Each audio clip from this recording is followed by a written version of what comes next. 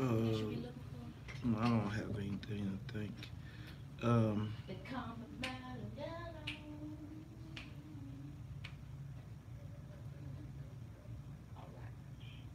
yeah, no, I don't have anything.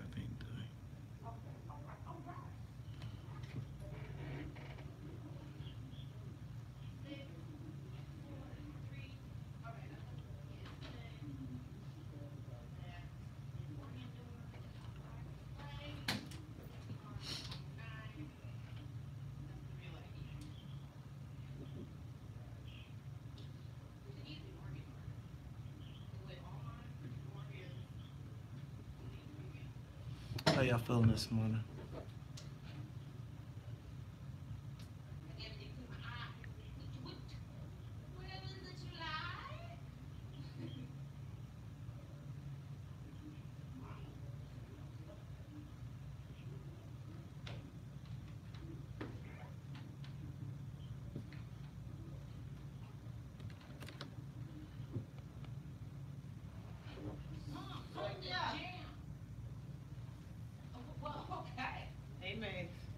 Hey, Sonia. Sonia, one of the things that I'm noticing right now as I listen to this stuff that's playing is that a lot of the relationships and a lot of the phone numbers that I shared are now starting to go to the afternoons.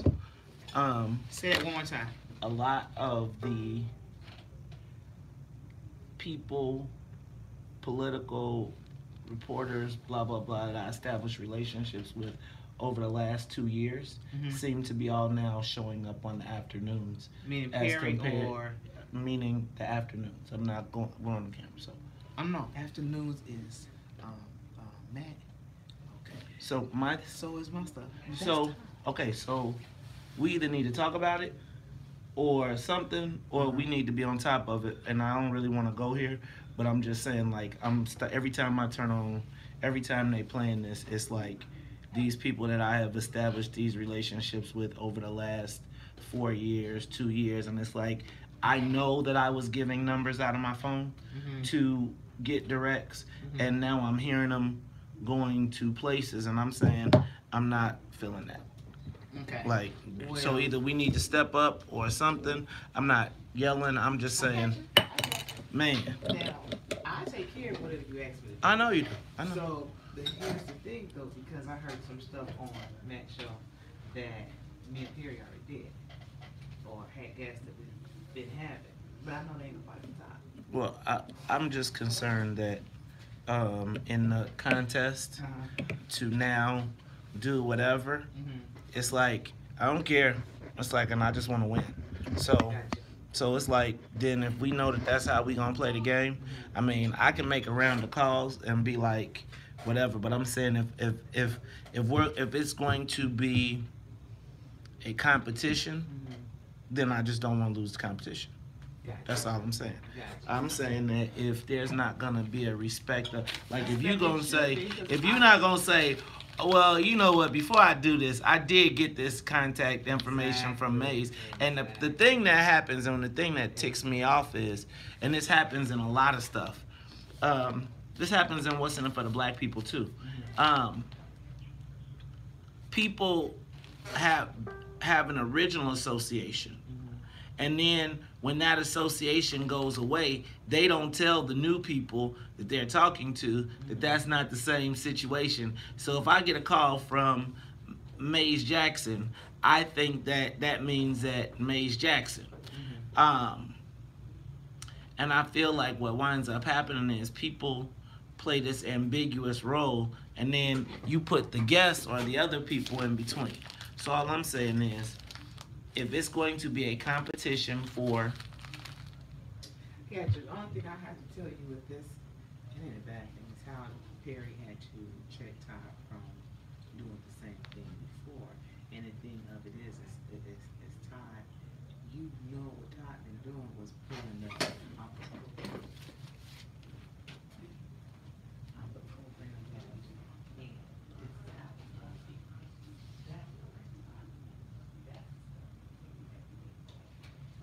Okay, well, I'll tell you. Okay, well, I'll say something. I'm gonna say it, and it's like, Okay, but it's like, okay. As crazy as it is, because that's not what his job duty was before. So now you pull the brain for stuff that we already had established with people. I'm like, come on, man. And that makes no sense. Come on, man. It's like if you got people redoing my show. Oh my God, it's all good. Yes, I understand. Like I said, when I heard the afternoon show one day, I was just like, come on, man. I'd be like, some days, he actually came to me and asked me for this person's number. I'm just telling you now, I'm not sharing no more numbers. Right. A lot of times, I'm not sharing no contact information. Our lady upstairs, But then when I heard my guess, I was like, really? And then the way they said it was like she never been on the shows before, on VON before. I'm like, what? I'm like, oh, nah, you looking crazy. Making us look crazy. She had. So yeah, I'm like. That's not cool. What's up, y'all? Take a moment, share the broadcast. Take a moment, share the broadcast.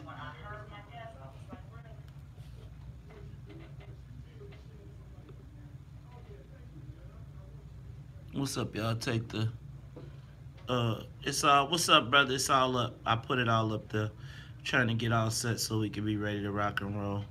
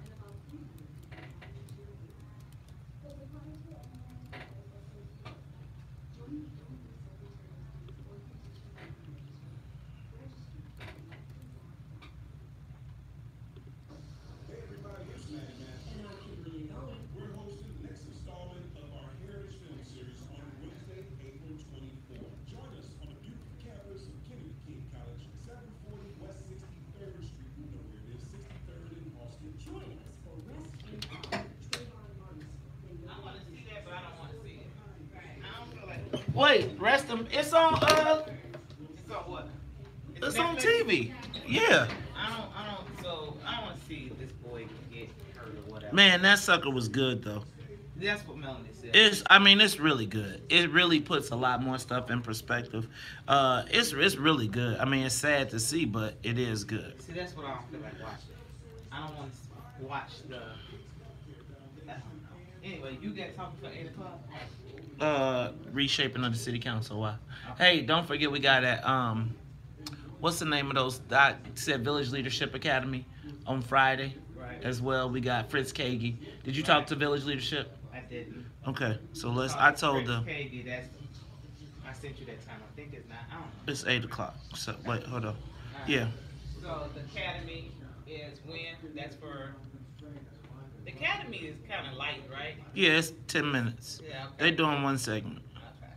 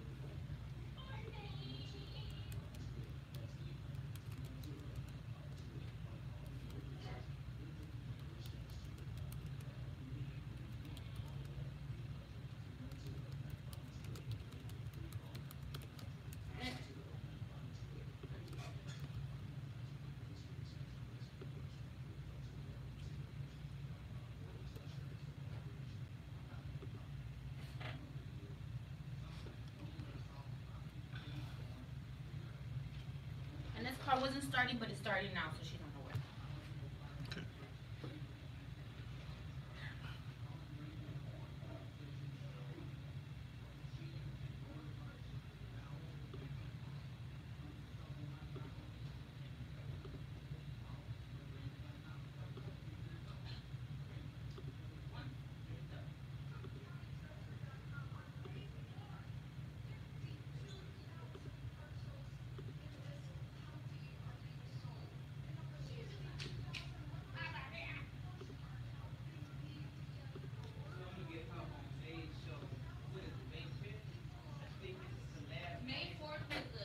Was this Preckwinkle? I want you did. I want Preckwinkle, and I want. You know, we made that agreement before she said the part 2 of that, so I want first. Say that one more time. The Preckwinkle thing. We made that agreement. Oh, she ain't coming on with us. Huh? She ain't coming on with Perry. Okay. I saw that on there. I was like, we never asked. I know that she was doing that. Right. And so when they said, can we do the same thing with Perry? I'm like, are y'all crazy? We only. Right. It's like. We didn't ask for you all to do that at all. Right. At all. Yeah. Because I didn't know if it was a conversation that Todd had, because Todd was included in it. I was doing that. Me and Ken Bennett been on that. And part of the whole thing was if she plans to come on the show, it can't be no one-off, and we're going to hold you accountable. And then she started talking. When I started going off about the judges and that appointing them people, she called and was like, can we start this thing up now? So I'm just saying.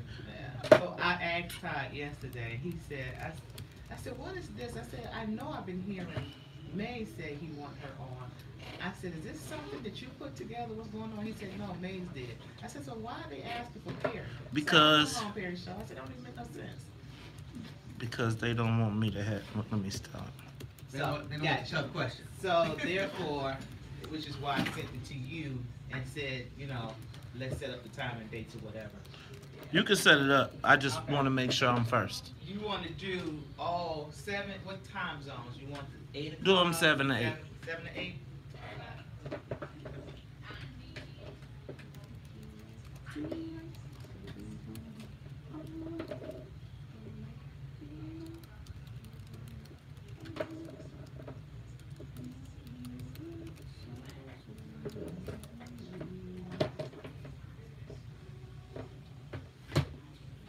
Damn, we ready. Last night, I said, Sean, my guy, I said, you need to listen to Mays in the morning. And so he put it on last night. He heard me say, Sonya's boyfriend, he was like this.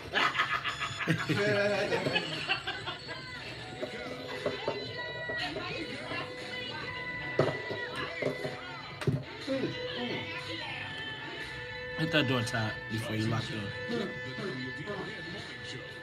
Wake up, wake up. Featuring Mays Jackson. Do you understand the words that are coming out of my mouth? The WVON Morning Show. Wake up.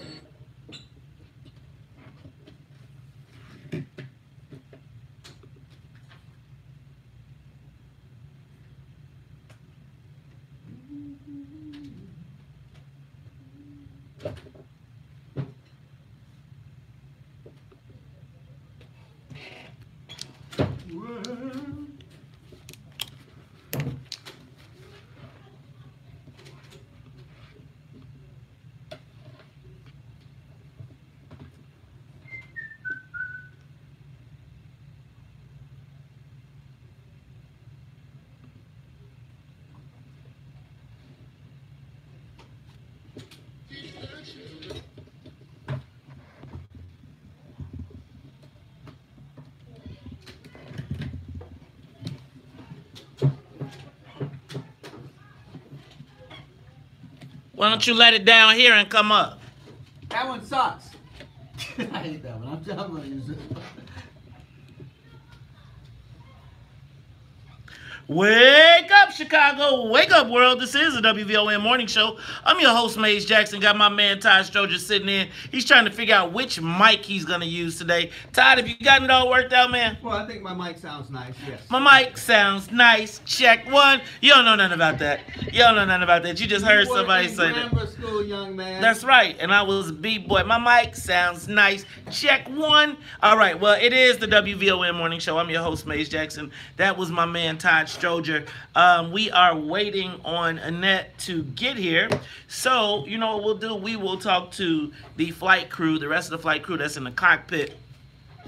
Let's say what's up to Miss Sonia Escobar as well as Sonia Tompkins. Ladies, how y'all feeling this morning? Wonderful. Like, you ever just wake up and say yes? You know what? I wake up every day and say yes. And then, you know why? Can I tell y'all what? Who is probably one of the most vain people in the world? Maze Jackson. Because I wake up in the morning and I don't start with yes. But by the time I make it to the mirror, I'll be like, you know what? God has blessed me real good. God, I love you. Thank you for everything. But you know what I do say in the mornings? I do try to say thank you for the blessings that I have, and I am honored. So when I wake up in the morning, you know what I think about? I think about coming here and being with my family, my extended family, the WVON family, everybody in the building. It is one of those things that I wake up like, yes, I'm ready. Hey, Maze, I did that this morning. My son was cracking me up. He was like, he ran the mirror. He was filming me early this morning. He was like, you're conceited. I'm like, I'm not conceited. Be mad at God. This is God. Right. And your boyfriend said, let me tell you, your boyfriend was like, come back here with that new hair. What's your name? Excuse me. He was like, who is this strange woman in my bed? I'll take it. Who's that lady? Who's that lady? Hey, y'all, it is the WVON Morning Show. And I think the flight crew is all here. I think I saw Annette just hit in. She buckled in and strapped into her seat. So I think we can get this thing up. Annette, how you feeling this morning? I'm feeling good. Just kind of on the move this morning. My car did a weird thing, you know, with these computers and all of that. It said something about the key didn't work. So I don't know what that was. You must have one of those fobs. I do. You know what? Is it going bad? No, you might need to check your battery, and sometimes you gotta wave it closer to the key fob thing so that they can make the reconnection. I've had that. You know what the biggest, the thing is when I get out of my car, and then it says, and you turn the ignition, and it don't give you that. And you know what? You know we all don't have a expensive foreign car yet. Yeah, exactly. What do you mean? We don't all have who has an expensive foreign car? My car, you just, when you get in, you just click the thing and it goes, whoa. Car start. Yes, Mr. Jackson. I do, you know what? I do, sometimes I do talk to my car like it's Kit.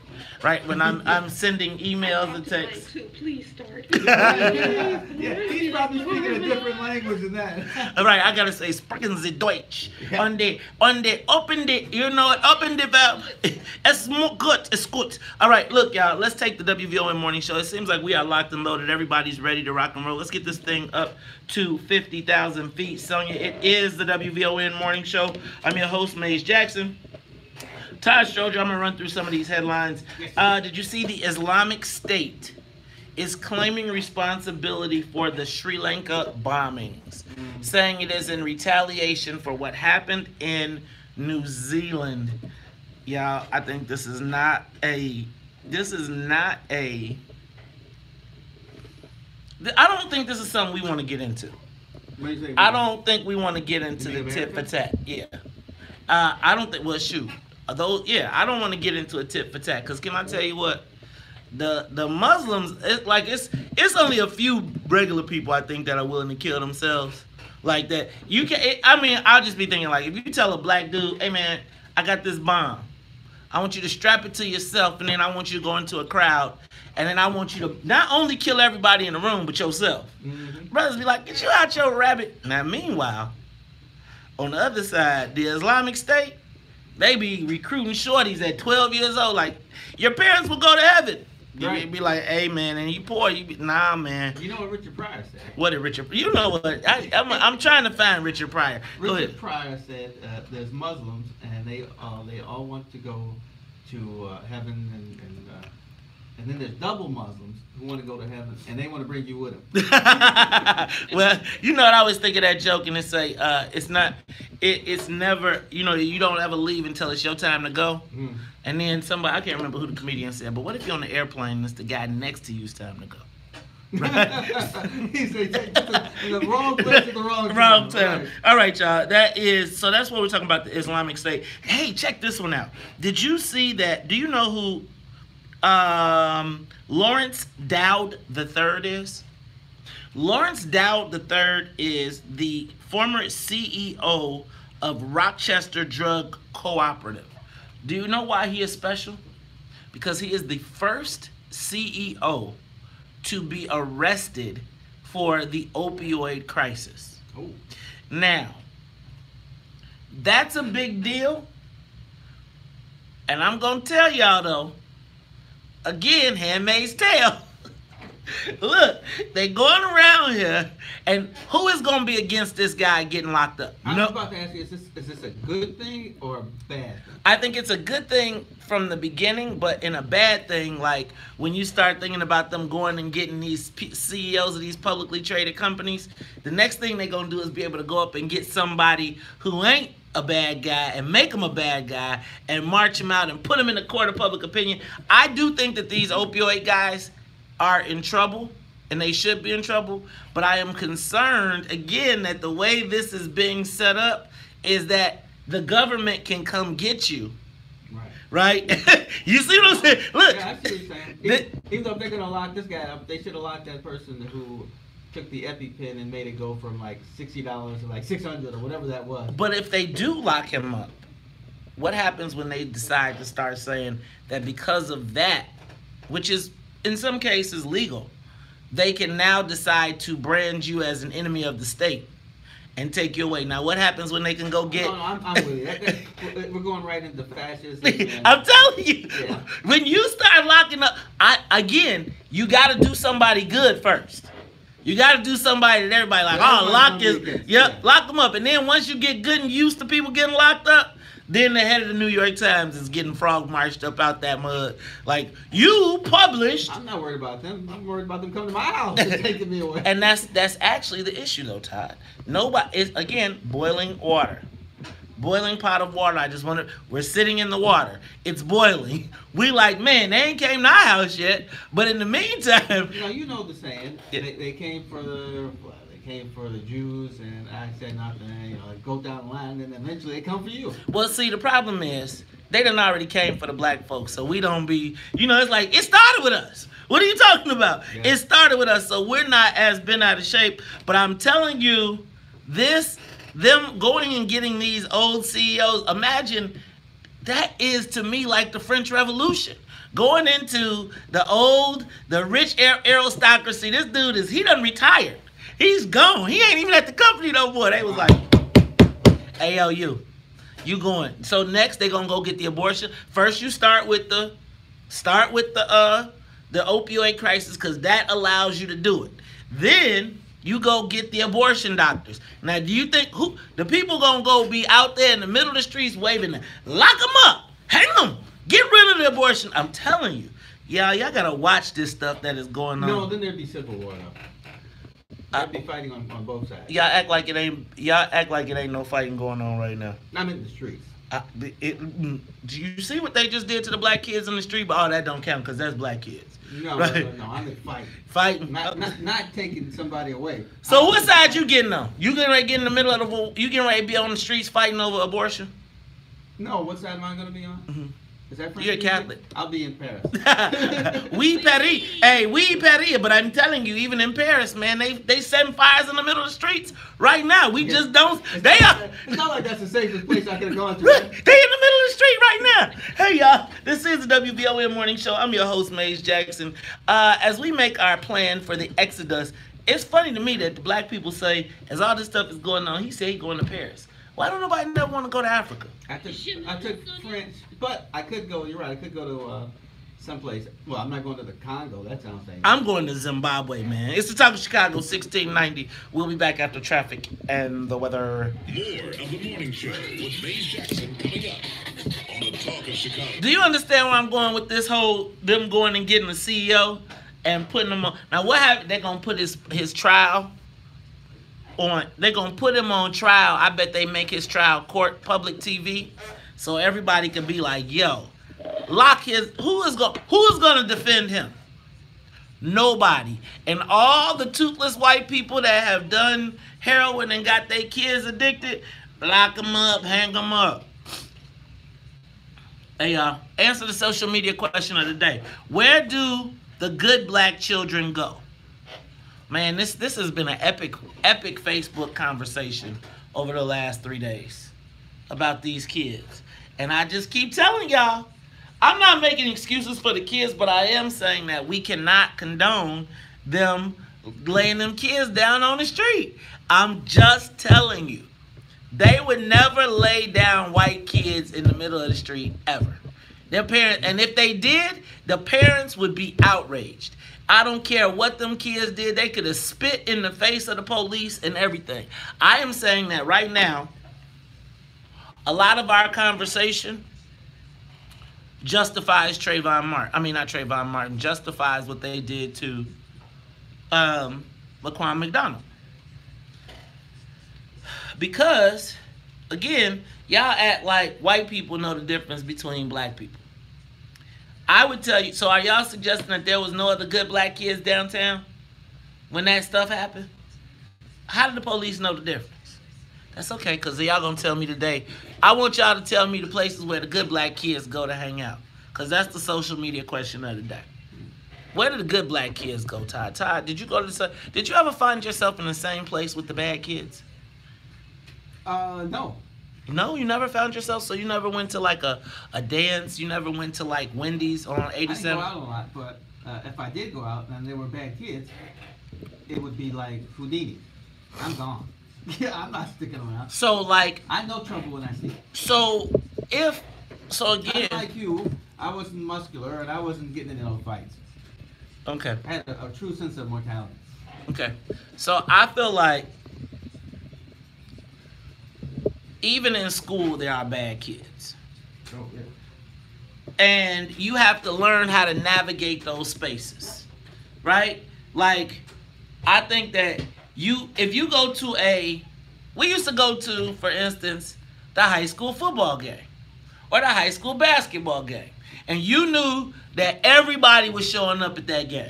You knew that the gangsters and the brothers was going to be at the game and they was going to be over here and they probably was going to find somebody to throw some pennies at. You knew that the jocks were going to come. You knew the preppies were going to, and all the classes got in one spot and mixed. And you knew that if the brothers and the folks was about to have a problem, time to move. Time to get out of there. But nobody said, I'm not going to the basketball game. Right? Nobody said that. Like, even when you go to these high school basketball games now, it's everybody in them damn audiences. Everybody. Now, do you not go to the game? I can think of how many times I've heard parents say, okay, y'all, we're going to have this. I feel like they're all in the same place. It's just the actions that they take. So it was only bad black kids downtown on Tuesday when that happened. Right? Only bad ones. Only bad black kids went downtown for spring break. Okay. Yeah, I know. I know. Yeah, right. So I'm just saying, those same black kids, when y'all around here calling them animals and savages and that's the same thing them white cops be saying at their dinner table. And when they shoot a mug, they be like, that savage animal. Meanwhile, his kid was doing the same thing. But that's all right. Ty, no, you're right. You got the camera. That has been America's problem right there, because we are not seen as people. But black people don't see our people as people in some cases. Well, they call these kids savages. Is that it? Are we back? Yes. No. I was like, hey, wait a minute. You want to give it a go? Yeah. Itchy, yeah.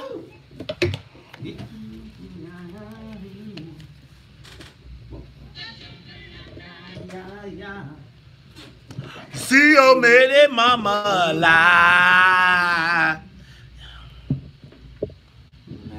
Say up, that's why. That's why. Bullet booze. Go, sister, soul, sister, go, sister, hey, sister, go, sister, soul. You are tuned in to Talk Chicago, 1690 AM. I'm your host, Maze Jackson. Got my co-host, Todd Stroger, in the building, and y'all, we are talking headlines. It is the WVON Morning Show. I remember LaBelle on the Dinah Shore show after I came home from school. The Who Shore show? Dinah Shore. Was Dinah Shore black? I think she was mixed. She could be like called the epitome of probably a white woman. Really? Okay. All right. That was Carol Channing who was black. Had black. Oh, exactly. But it only took. First of all the black people knew. When you looked at her lips, she was like, somewhere in there, Yeah, somebody did something. Shake that tree, somebody. Right. All right, y'all. Let's go to finish the headlines. Check this out, Todd. Donald Trump looks like he is going to reap the benefits of his 2 Supreme Court nominees. Apparently, it is looking like Seems like that presidential election was kind of important after all. So it seems as though. So 4 years of Hillary and I don't like Hillary is worth having 2 Supreme Court justices who will probably live to be like at least 60. They'll be there for 20 years or something crazy. Well, I'm gonna tell you what. I'm in agreement with them on this one. Apparently, the Supreme Court is leaning towards putting the citizenship question on the census. Now, let's be clear. I don't believe. So this is what's crazy to me. So That's this a bad question though. Okay. So this is a bad question. So it's a bad question. Hear me out. This is where y'all lose people. It's a bad question for the United States of America that is seeking to identify who is in the country to ask whether you're a citizen. Now, they can ask whether you're black, white, Asian, Latino. They can ask you how much money you make. They can ask you they can ask you everything except are you a citizen. Now, they are not saying that if you are not a citizen, you can't answer the census. No, I know. But the question itself is designed to put fear into people. See, this whole thing is if you wasn't doing nothing illegal, you shouldn't be scared. Like the whole Secretary of States in these Republican states that barely won, Georgia and what was the other one, Kansas or Missouri, whichever that was, or Ohio, whatever. The whole idea is to suppress people. So this question is only there so that minorities who tend to live in large cities will not sign up for the census. No, not minorities. Therefore, illegal aliens. Therefore, there will be less funds sent to those areas. Okay, so you see it that way. I see it the way that everybody sees it because it's simple and it tells you exactly what's going on. Okay, well, I see it like this. How you see it, Maze? I see it like this, Todd. I think that when you get your census, I think that if you are in this country, it is your duty to fill out the census, whether you are here legally or illegally. If you want to be here, one of the requirements should be to fill out the census. Now, if we are deciding as we count the people, should we not count people and we want to know who's living where, right? And once again, this is one of those your mayor telling us we want to be a sanctuary city. So we got 12 million people here. Understand that if the undocumented illegal aliens come all the way out. You realize that Latinos are not the only ones, right? I do. I mean, it's like 6 Haitians. It's like 25 Africans. It's like 10 million Irish, and it's about a bazillion Latinos. Now, all I'm saying is, all kind of people. There's people from Romania. There's people from Latvia. But let me tell you which one is going to impact us the most. Poland. And the ones that's going to impact us the recently, to be honest with you. Todd, do you recall the last election, the last remap, and the Latinos were like, we need some more of those black wards because y'all don't count no more. We here now. Do you remember when they was trying to take up to 10 state representative seats because they were like, and they didn't say take it from the white folks, they said take it from the black folks. Yes, so let me tell you what, my enemy's enemy is my friend. So until the Latinos bow down and acknowledge our place here and I'm not suggesting that the undocumented or illegal people shouldn't be counted. I'm just saying, man, you know how your mama say, if you ain't lying, you ain't got nothing to worry about. Well, the way they will look at this is you are trying to get this information so you can decide how many resources you should put into ICE. Well, I'm saying this. Put some resources in ICE. I ain't tripping. They ICE looking for passports, right? They looking for U.S. citizens. See, here's the trick. We done fought as black people to be citizens. Now you got into Nazism. Uh-oh, now I'm a Nazi. Man, Jackson, come over here. Show your Show your papers. Okay. My papers. What? That's kind of what they do when they pull you over on the south side. Let me see your driver's license, your ID. Oh, you ain't got one, you going your jail. Okay, but see, I'm just saying, y'all be, everybody be talking about it when it happened to somebody else. They be like, you are gonna make the Latinos show a driver's license and ID? No, they gonna show, they gonna pull out their matriculum. Earlier, to somebody asked this question, I have something. Is this what is supposed to happen because now that they can get their own ID cards? So they can be pulled over and say, hi. And say, right, but they can't. That was me showing my ID. That was you showing your ID. Right. Try that joint in Florida. See how that work out for you. Show your municipal ID and call. Tell them to call. What's her name? Not Susanna. Tell them to call Anna Valencia when you in Florida and you try to pull that bad boy out. Right, and I'm just telling y'all, while black folks up here crying, trying to make sure that people get counted, and saying we want to make sure that everybody get the resources, just make sure you remember that when they cut out a congressman, they ain't cutting a Latino one. You did? Every Latino gain is coming straight up out of the black people's butt. Because white folks... We got one, don't we? What? No, we got 3. Latino congressmen? That's what I'm saying. We got 1 now, but we about to have 2 because they're going to try and squeeze either Danny or Bobby out. Now, see, Danny or Bobby can still win their district, but the second they retire, that bad boy going to be white than a ghost. Or, because, Speaker be cutting them deals with Chewy, even though Chewy hasn't been able to prove his mettle when winning races, because he couldn't even win with Gutierrez. He got beat. So I don't know what strong of a position Chewy is in.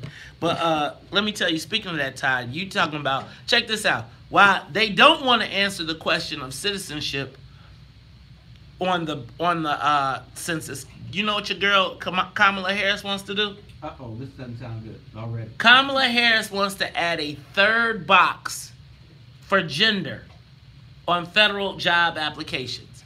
Male, female, and other.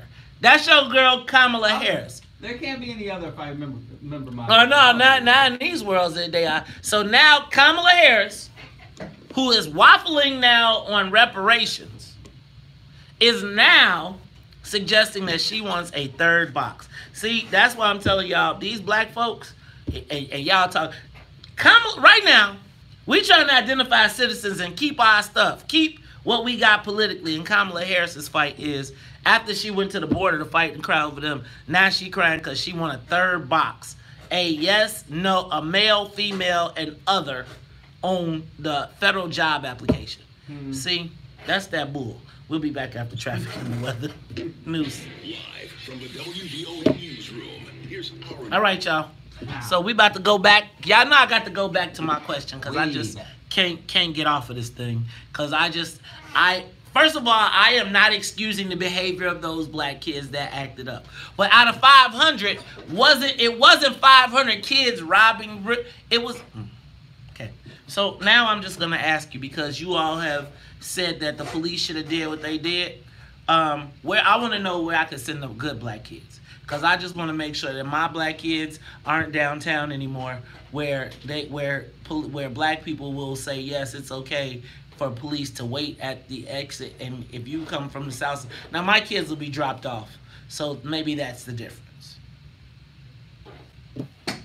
Where do the good black kids go? Because I just been listening to y'all call the kids downtown animals and all type of stuff, and I'm just saying, when them white boys be at the dinner and they say, see, even the black people know they animals, they be taking y'all comments and be like, but y'all want me to act right in the neighborhood. So, where do they go?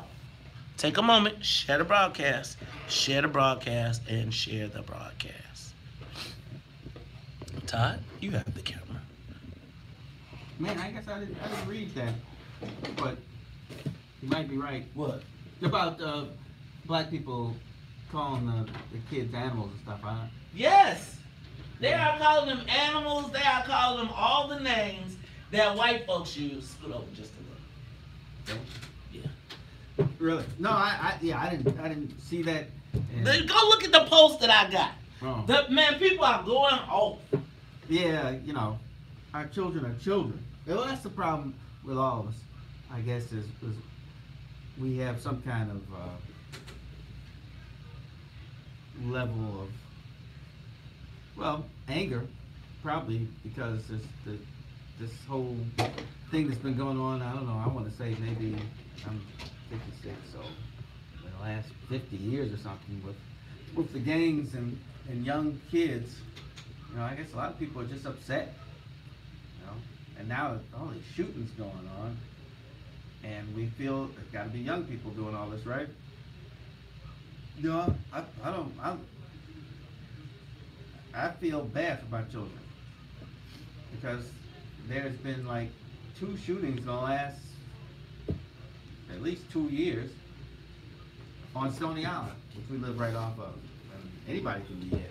So I understand why people are upset, but this children are children. They're still humans, and we're all human. We can't lump everybody in a category that everybody's some kind of gangbanger thug. Even though the gangbangers seem to think that they're all right. And there's a lot of people who are related to gangbangers. I'm not gonna say anything about you, man. I mean your past. But there's a lot of people who have had a past where they were involved in something, and now they're out, but they still have a tie to the group in some fashion. I'm not talking about you, but I see it on Facebook, and I'm like, dang, these people are like adults. How are they still thinking that this is going to work well for anybody, especially the children who are involved? But I don't want to throw all the kids in this big old, we're here to cause trouble, and I don't think black folks should too. You know, we're humans. You know, I say some people act like they have no human part, they're just regular old animals. But for the most part, most kids are humans, and they just have some kind of you know, desire to use their energy. That's what kids do. I mean, if they're not running around just running and playing, then they're probably going to be involved in something that's a little silly. You're like, man, why did you do that? But we all do that. But I don't want my kids stopped at the border, checked. All right, you can pass. Here, I'm going to give y'all here, when y'all call them animals, let me give y'all something. So that when the white people do it, don't be mad. Dang. Well, you know, there's a lot of things white kids do that we just don't ever hear about. It's not going to be like you said the other day. The police are going to put them in the car, they're going to grab them home and say, Mr. Johnson, your kid was acting out. Tell him to behave. The next time we'll have to take him to jail. But like I said, with station adjustments, they may take you to jail, call your parents, come pick up your kid. Nobody ever thinks anything about it. But yeah, for black kids, it's always, you are some kind of criminal. We talked about this, I think, when Joe Ferguson was here. Your encounter with the police can have the police say that, yes, this person, I believe, is in a gang, and all of a sudden you're on some kind of list. So, yeah, we gotta treat our kids with some love, not oh, bad, you're bad, because you're a kid. You ran around. You threw something at somebody. Oh, you should go to jail for life. Man, we all be in jail. This I'm saying, but like people are saying, okay, I am saying that everything is not okay. But do you let a kid get killed for slapping a hat off of somebody? Should a kid get killed for being like, boo, because you scared? Might be like, that's why we need to get some people that go downtown to make sure our kids are straight. That's all.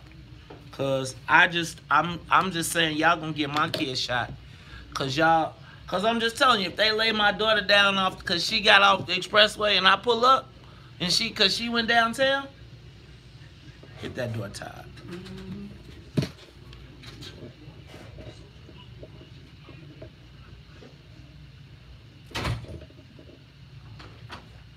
Fusions of violets in bloom. Animals strike curious poses. They feel the heat between me and how can you just leave me standing alone in a world that's so cold? Maybe I'm just too demanding.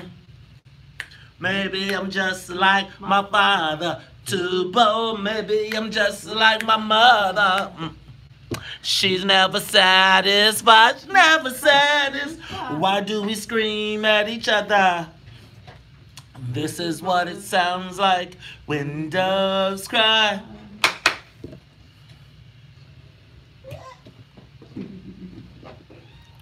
Hey,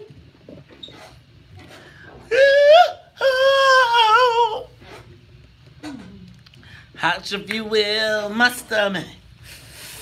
I feel how it trembles inside. You've got the butterflies all tied up. Don't make me chase you, even doves. How can you just leave me standing alone in a world so cold? Maybe I'm just like your father.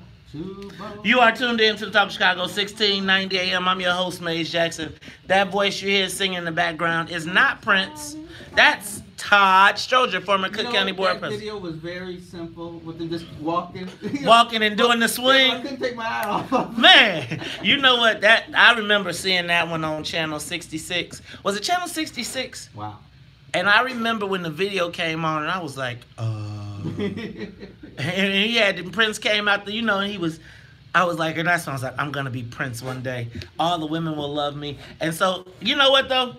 The favorite moment of Purple Rain is when he said, wait a minute, that ain't Lake Minnetonka. Oh my God, how many people have you done this to? Oh, you're sick. Hey man, that was a great movie. All right, y'all, let's talk Chicago. 1690 AM. You know what? Don't get me started on Purple Rain because we can do a whole segment on that.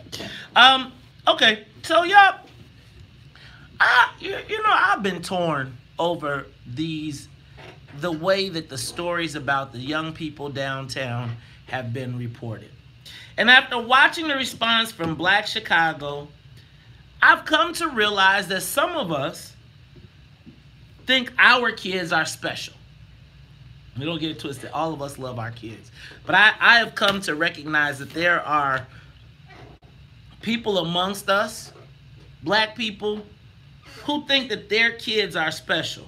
You know, the special black children whose parents have money and privilege. They can afford to take them to the best events. You know, you see the kids, they in the skyboxes, they courtside, or they in the 100 level. They can go to the best schools. You know, they go to one of those highfalutin churches where everybody, got the best clothes on and the big cars, and then they leave up out the neighborhood and go to their fancy houses, but they come back to the church in the neighborhood. And I'm clear, apparently based on watching and seeing what I saw on Facebook after having some of these conversations, those parents know where their kids are 100% of the time. And they know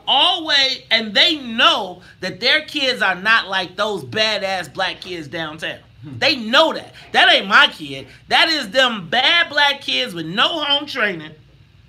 And you know what? And I'm going to tell you, you know what? Let me take, because I said, and some of the code words, when you can disrespect the kids, some of the code words that are in it is red line, CTA transportation, CPS, public school. Now you gotta take Whitney Young and Kenwood out of that, because if you went to Kenwood or Whitney Young, then you special too. That's special.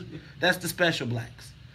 But I want to know. So since we know that those savages, because I was listening and watching and reading, and people saying don't make no excuses for these animals, these people with no home training, they're thugs. I mean, I thought that I was on the Second City website.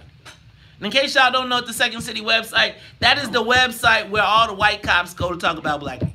Oh, really? Yes. Well, they're going to talk about all issues, but that is where we are. The coons, the animals, the thugs, the blah, blah, blah, blah, blah. They call us everything. You can say anything on that website. You can say anything. As long as you dissing black people, you can do it.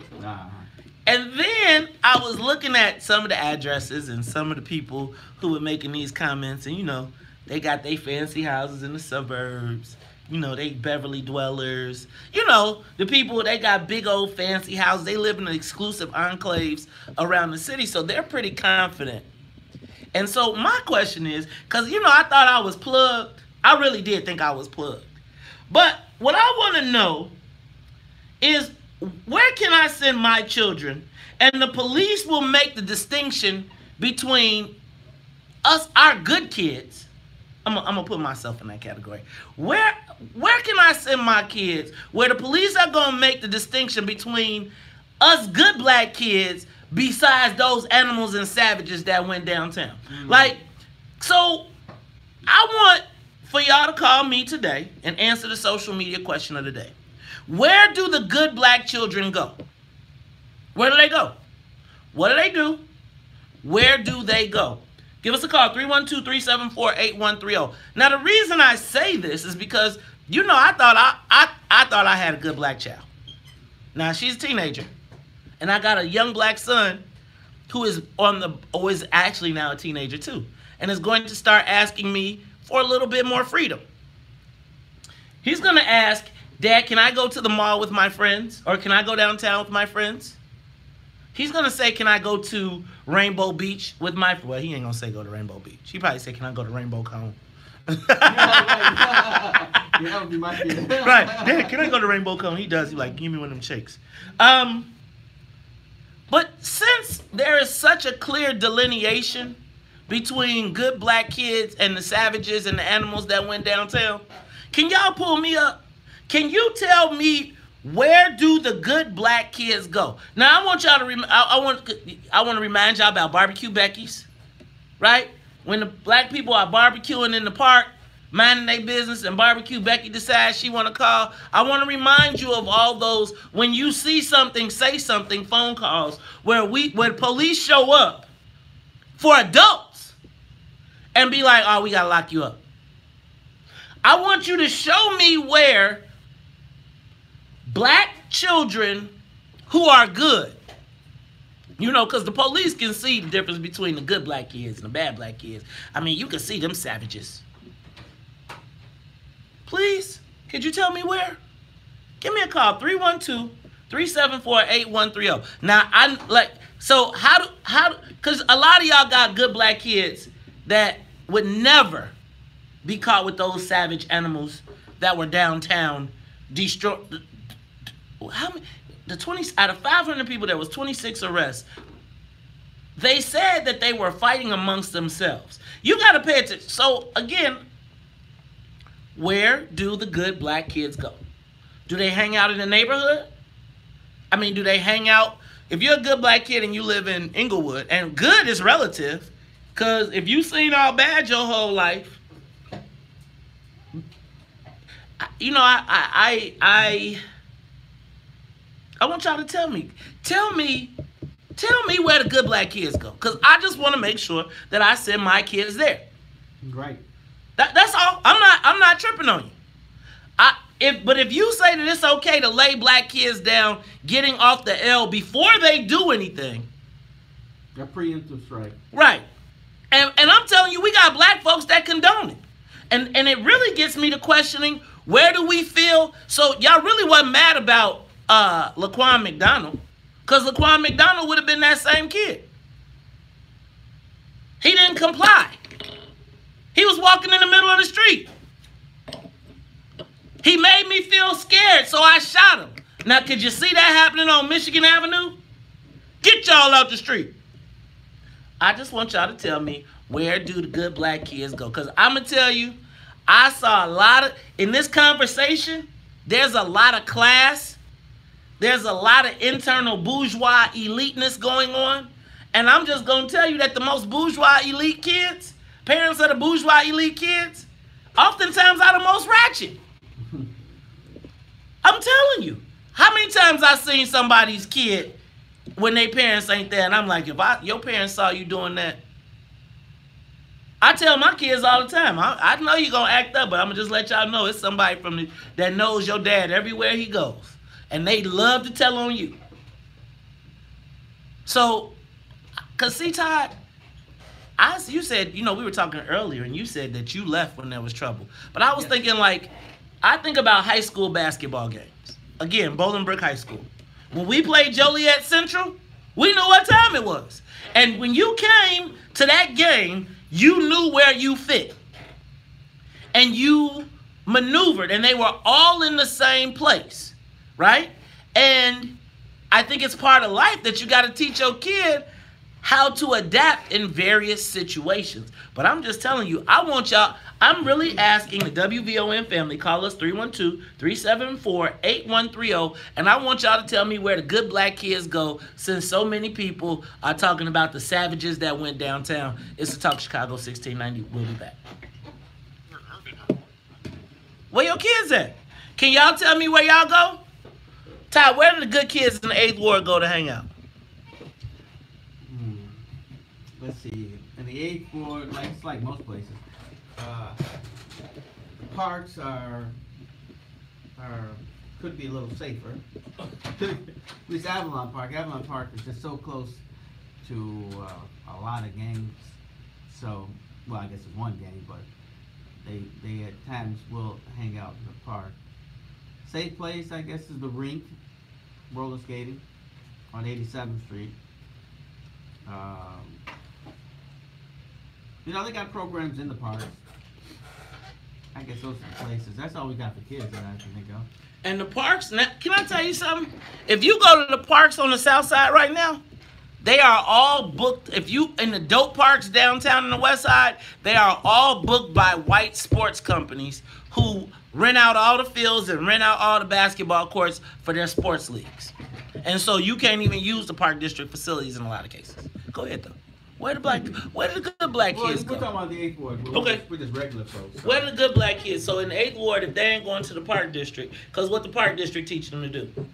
They got all kind of programs in the park district, There's basketball things. But the bougie black people be like, park district. I don't know. I'm not sure. I don't know any bougie people. Shit! At least they don't live in the 8th Ward. Shit! So, it used to be the bastion of bourgeois. No.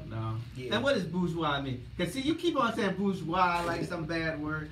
And I hate to tell you, Mace, but you know how many people have Porsches? How many? It's probably you and about 5 other people who are black. At least the one you got.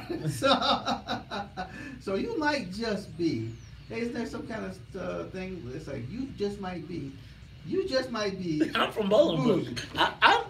So here's the thing. I don't want to call myself bougie, but I will tell you that I recognize that I have been gifted and I have been blessed, and that I can afford, and not physically afford, but I have some things that I have been blessed to be able to do, and access to things that a lot of people don't have. But I think in having that access comes a responsibility. It's very easy for me to sit around with my friends and be like, them Negroes downtown, and be able to send my kid to something in an all-white blah, blah, blah, or an all-bourgeois elite. And I've seen it.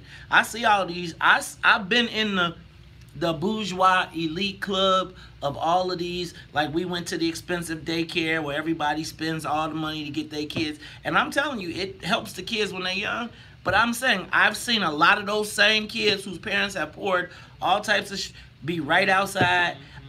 My parents put me in everything. I wanted to be tough. There's a time when you're trying to explore yourself and you're trying to fit in. Whether you've accepted that you're going to be a dren, whether you've accepted that you're going to be whatever class you're going to fit. In high school, there was classifications, right? You kind of fit into these groups, these buckets, or you found your niche, your crew, and you roll with that crew. And that crew that you roll with, if it was nerds, y'all stuck together and y'all went everywhere together. And when the bad guys came, y'all knew that they was going to throw pennies at you. So you was like, well, time to go, right? But you learn to survive. But we all survived in one ecosystem. And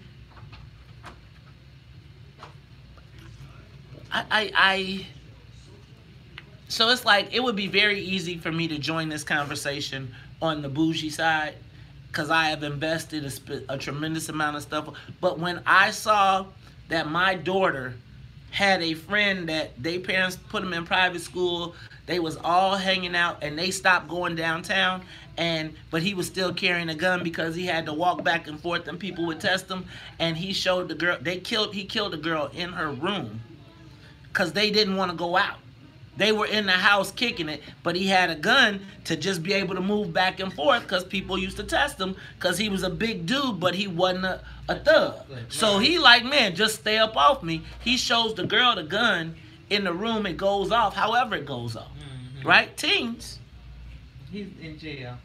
He's in jail, I'm assuming this too. and all because he wants to protect himself.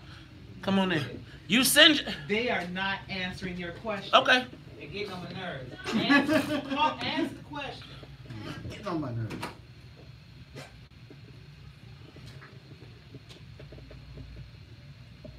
You are tuned in to Talk Chicago, 1690 AM. I'm your host, Maze Jackson. Got my man, Todd Stroger here. And y'all, I'm just asking, where do the good black children go? Where do they go? Where do you send your kids? Because I'm telling you, I believe that this discussion about what happened downtown this weekend has really evolved into a classist question in our community. I have the... Really, you think so? Because I don't think so. Because if my son was on the train and got off, he'd be lying on the ground too. I'm going to tell you, but when you... Like, I am telling you, Todd... That's what I'm saying about myself.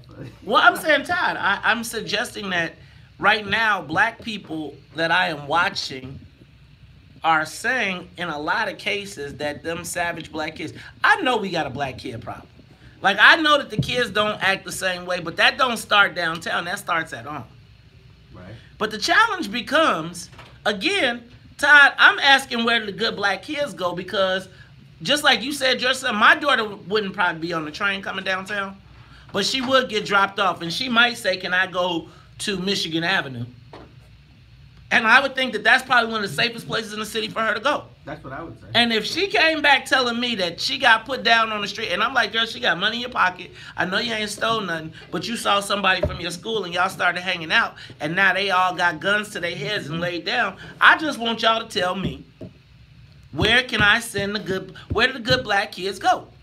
That's all. Because I'm saying Michigan Avenue, apparently black folks have now gotten to the point where they like keep them criminals off. You are not welcome.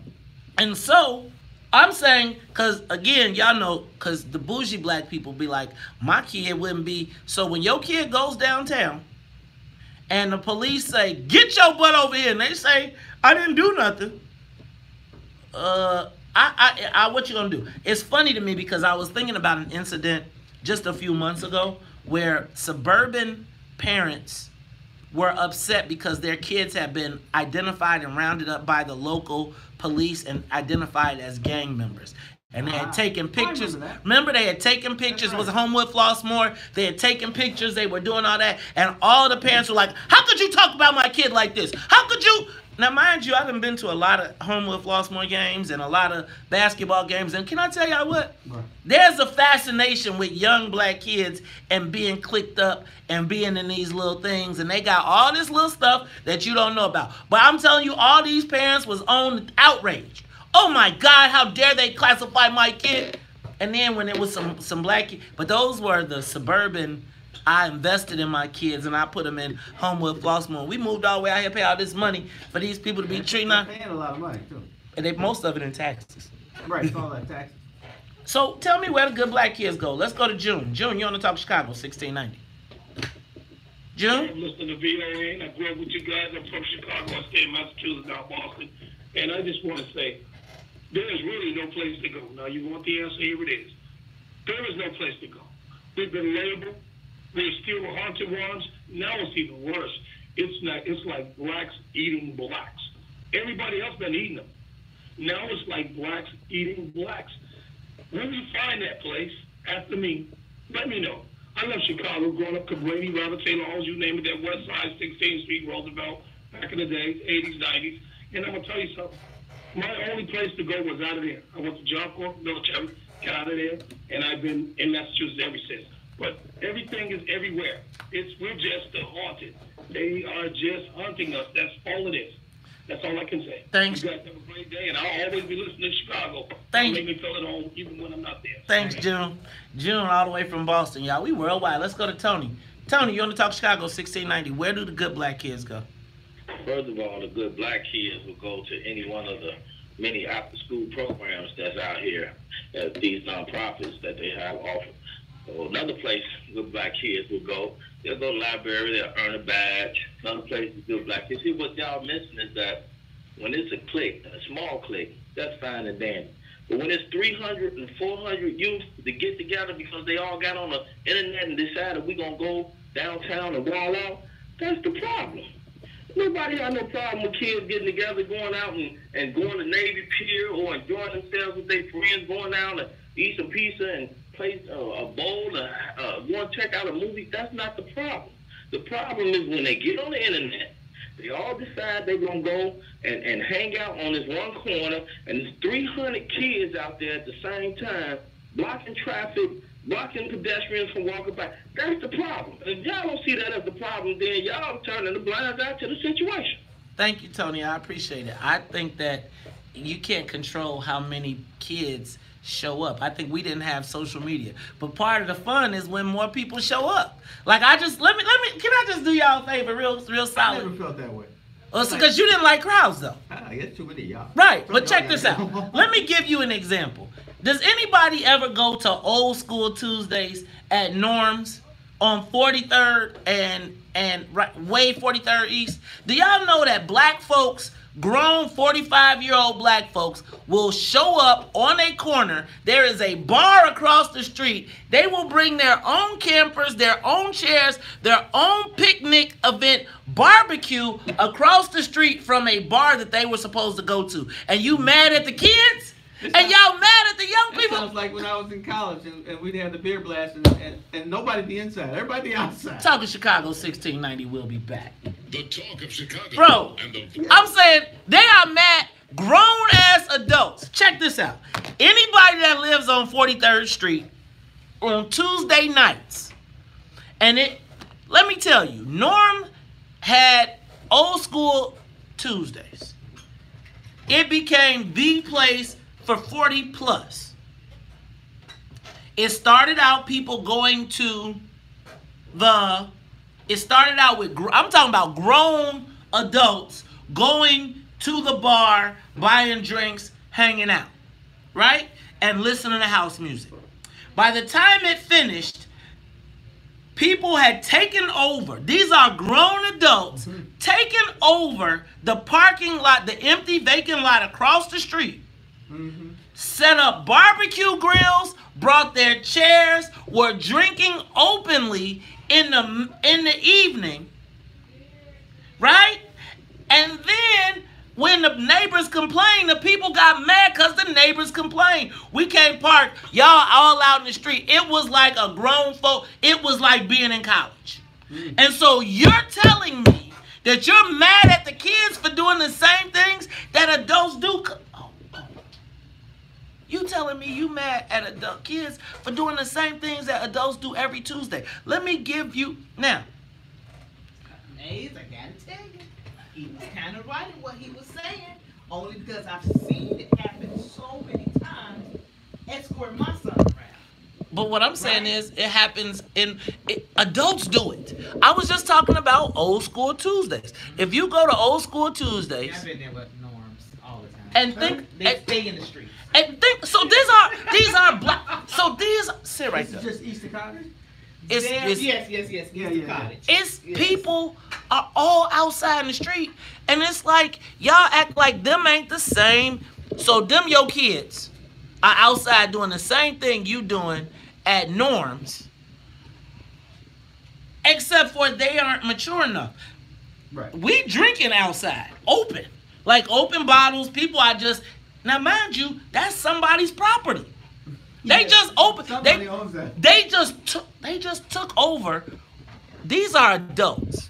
Adults just took over. Now Norm is trying to operate his business and be a good neighbor. Right. So every Tuesday, because we don't have nowhere to go, adults don't have nowhere to go, we all decide we're going to show up on 43rd Street and we're going to turn it out, and we do it all summer. And have a ball at it. And have a ball at it. Icky. And don't care about no property owners. Don't care about nobody. You say something, people like, I'm trying to park my car. Now this is on 43rd Street. Mm-hmm. If we will do that as adults, what do you expect the kids to do?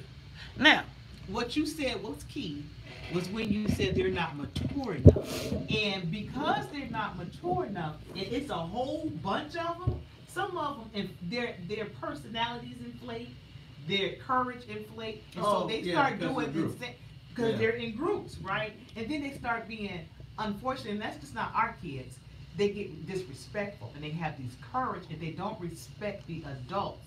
Now, I'm not saying all of them, but when it's a huge crowd like that, I have been around that so many times, and here's what I do, because I love kids. I'm like, I just go around because they're having fun. You know what I mean? But that's me. I'll go around, but I promise you, even me going around, sometimes you're going to have your unruly ones. I have to check them, you know, but when they come in a group you gotta like sit that, back in the chair. people are scared. But I agree. But black people are scared too. Black people are scared of a large. Black people are scared of a large group of kids, and it's like fear is the driver, and because you don't know what they're gonna do, Or what's going on. then you just say it. So again, when you read the report, they said they were fighting amongst themselves, which means that give me my phone. They wasn't saying they was walking around snatching people's phones. It's like you and a group of your friend. I was saying you play left hand dirty snatch when you was a kid. Give me left hand, or we play left hand. Give it up. If you had some of your left. You know that game? I don't know that game, but I know what he's saying because we've done it. We used to go, now I went to CBS, and we would, after school, we would go down on Michigan Street and go window shopping and act like we got some money. Go to Gucci store, we go anywhere we wanted to, and they never bothered us. Never. And it would be a whole group of us walking downtown. Now, we might got some stairs, you know, but we never got the police called on us. And I'm saying that, y'all, we have the things that were kid stuff that kids are mischievous. They are. I'm not saying. I'm saying that all you have to do is think about this. Last year, for one time, I came to your birthday at the beach, and it's 1,000 black people out here at the beach, black-owned establishment.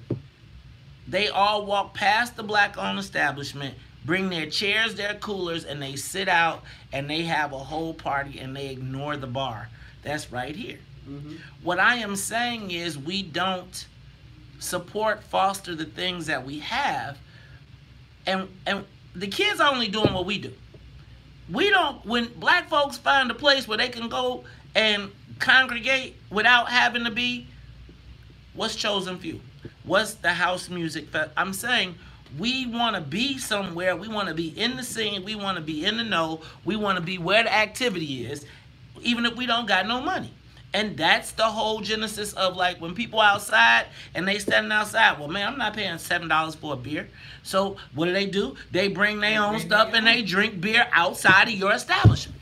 Or in their cars, and then they litter. Or they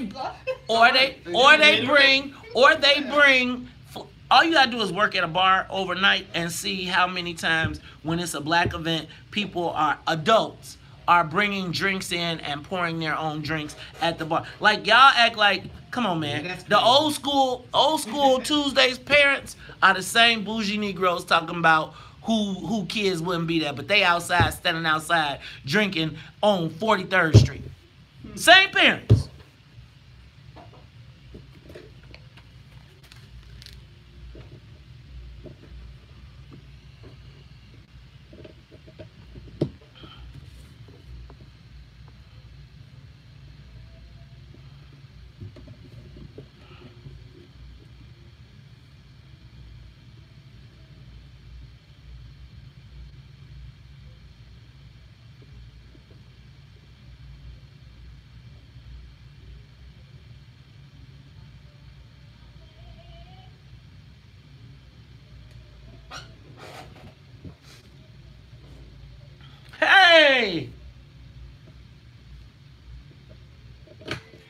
You are tuned into Talk Chicago 1690 AM. I'm your host, Maze Jackson. Got my man, Ty Stroger. Ty, I'm not going to get stuck on this conversation all day today like I did, but I am going to answer it yesterday. I'm going to answer this question, and we're going to move on to Ron. We're going to assess Ron this in his term in office. But Right. I want to ask the social media question of the day. Again, where do the good black kids go? You know, I was thinking about this, Ty. We were talking about this on the break. But, you know, I was talking about, shout out to my man Paco, Hannah, as well as to Norm. They do Old School Tuesdays at Norm's. And Ty, it's funny to me because the same actions that the young people take downtown are the same things that a lot of the people who I think are those upwardly mobile parents are doing on Tuesday night. Right? So if you go to Old School Tuesdays, there is a parking lot that is across the street that is clearly not owned by the bar that is having the event. Right. Black, upwardly mobile, middle class, 40-plus-year-olds have decided they are going to take over that lot. They bring their barbecue grills, no permits. They mobilize right there. They drink open alcohol. They listen to loud music. They disrespect the neighbors. They're disrespecting the neighbors who can find no place to park, or they got people walking up and down the street. There's empty beer bottles and stuff left over behind. But yet and still, even our adults, the adults are calling our kids savages and animals, but I bet if I lived on 43rd Street, I would be calling those adults savages and animals. I know you would be. And even when those people, it's funny because I've been out there and I've seen neighbors come out and say, "Y'all, look, we trying to do X, Y, Z," and the grown folk adults be like, "If you don't get your out of my face, you see me having my beer, you see me smoking my weed, right outside, 43rd adults." But these same people, I done seen some of y'all there out there kicking and talking about we getting ready to be at Old School Tuesdays. Well, you know, but Sonia kind of made me think about this when she was talking. It's the mob mentality is really the fear. I think Ron was talking about it. When you have 200 people in one space, there's always the threat that something is going to happen, and the whole group will do the same thing. Because hell, I remember when I was president, it was like a mob mentality at some point where they were talking about the 1 penny, and people were just jumping on like, "Hey, let me talk about it then." And I think that's the fear. And I think so when you say, "Look at these animals and these criminals," and you already approach with a like beef, words like that. But that's the words that I'm saying. Well, those were the words I was accustomed to seeing the police use, but I was watching our dignified, upwardly mobile, upper crust black people whose kids have never ever participated in any of that. Clearly, y'all do not. My crust got burnt. My crust got burnt. So let's go to the phones. I'm gonna take these last few calls and then we're gonna move on. Let's go to Tyrone. You better call Tyrone. What's up, Tyrone? Hey, babies, brother. Listen, it ain't nothing but the Lombroso theory that all black folks are AKB-istic, which means they are career criminals and they genetically are nothing but criminals and animals. But let's just look at the truth. Them black children is doing the same thing that white kids do when they get downtown. They wild out. It's just that they're being targeted just like Kim Fox is being targeted, even though she's doing the same thing that the white prosecutors do. Man, I'm telling you, I'm just saying, like, this is crazy to me right now. Let's go to Jerry. Jerry on the Talk Chicago 1690. Yeah, thanks for taking my call. Back in the day, this was one time when the original, I got Shaft came out. We were down, we gave Fest at La Ola. We had them lined out from Rush Street, 820 North to Chicago Avenue, that many black kids. No problem. It's a different thing today. But just recently, my kids, all white kids are just, are no different. It's just as bad. I mean, 95th, it's the CVS, 95th there, you can't. So in the afternoon, white kids come in there calling you service, grabbing merchandise and stuff, acting a fool. And I had to tell them, stop, really stop it. It just made me so mad. So it's really no difference. I get the idea with it's a different day with a mob mentality. That many kids, a group of them are going to act like fools, okay? And so the good kids have to separate themselves. So there's no difference between the black ones and the white ones. I didn't see the white ones act fools. I didn't see it for myself. Thank you, Jerry. I appreciate it. Let's go to Shannon. Shannon, you on the Talk Chicago 1690. Good morning. Thank you for taking my call. I just want to know how are we going to separate good black kids from bad black kids if we see them on the L. I tell you, first of all, when they are your complexion maize, you know what they're going to be classified as. Animals, criminals. Okay. So so that's not a good premise as far as I'm concerned. I'm not going to deal with good black kids and bad black kids. I think the police are setting our children up to start shooting and killing them when the weather gets warmer. I mean, to go downtown on Easter Sunday in your good best clothes is something that most kids, if they had the money, would want to do. Most adults would want to do. And there is nothing, absolutely nothing wrong with it, except the police are harassing the children. And when they come out to the south side, to the beach, the police are harassing them there, hoping that somebody would pop off and then they would have a real situation. And who makes these reports? The police. Who says there's 500 students out there? The police. Who says there are all these black kids roaming? The police. So let's be real about this. And I suggest my conclusion and my solution is to boycott. Boycott downtown.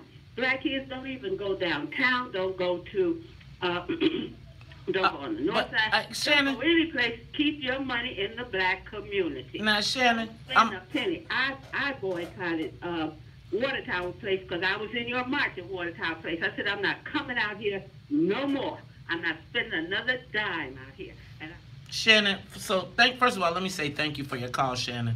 I think the challenge is the reason that a lot of the kids go downtown, and I think we're ignoring this, is because they don't want to be walking around in their neighborhood. If I was a kid, I want to walk around. When Bolingbrook, man, when I got through doing my chores, I probably walked 20 miles a day. And didn't know it because I walked from down the hill to up the hill to around the corner to all my friends. And by the end of the day, I probably was so sleepy because I had walked until I got a bike. But I am saying that when we say boycott downtown, nobody, you know what nobody has done? Nobody has answered my question. I want to know from the bourgeois elite, where do y'all send y'all good kids? Where do the good black children go? Let me tell you, I was at Rainbow Cone yesterday. Rainbow in Beverly. And I saw 4 beautiful black teenager girls who were buying ice cream. Some had on sweatshirts from some of those great Catholic schools. I saw them go to their cars. All of the kids had cars. They were riding around. And guess what they were talking? And they were the classic, not my babies. And guess what they was talking about? What? They was talking about getting in the car, finishing their ice cream, and going to beat some girl's butt who who ticked them off at school that day over a boy. I'm talking about, you look at them 4 black girls, you be like, them the good black kids. Yeah. And I'm saying, this was in Beverly. They had cars. They weren't on the CTA. They were repping Catholic schools, the ones that cost money. And I bet you that, and I think about all the black people that moved to Beverly and be like, my kids ain't. And your kids got the most challenge because, one, they black, and them white folks in Beverly ain't treat them white folks in Beverly. They know they black. They still say them some Negroes. Right. Let me tell you, you think you moved to Beverly, you think you safe, your kid got a double problem. Don't let him be a young black man with some skills.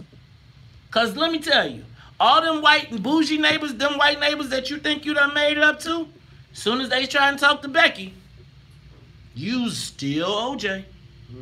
All I want y'all to do, and y'all can do it all throughout the rest of the show, because I'm going to move on to rhyme. But I just want all the smart black people all the people who sick of these unhome trained kids, all of these kids that ain't up, tell me where you take your kids so I can send my kids there. They could be safe. I'll wait. Maybe you can give me an answer when we come back after traffic and the weather's to Talk Chicago 1690. More of the morning show. You got the camera, Todd. Well, since nobody has answered, maybe it's just because none of the They probably still recovering from old school Tuesdays when they was out drinking last night on somebody's lawn. none of the WVON listeners are bougie. That's probably what it is. Just like, Maze isn't bougie. No one feels like they are part of that group. Even though, I don't know.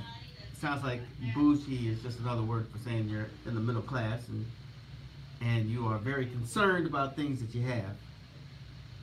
I mean, we I've been working with Howard Brookins in 21, and man, I mean, people are very concerned about what's going on over there, and they're very concerned about things like cleanliness.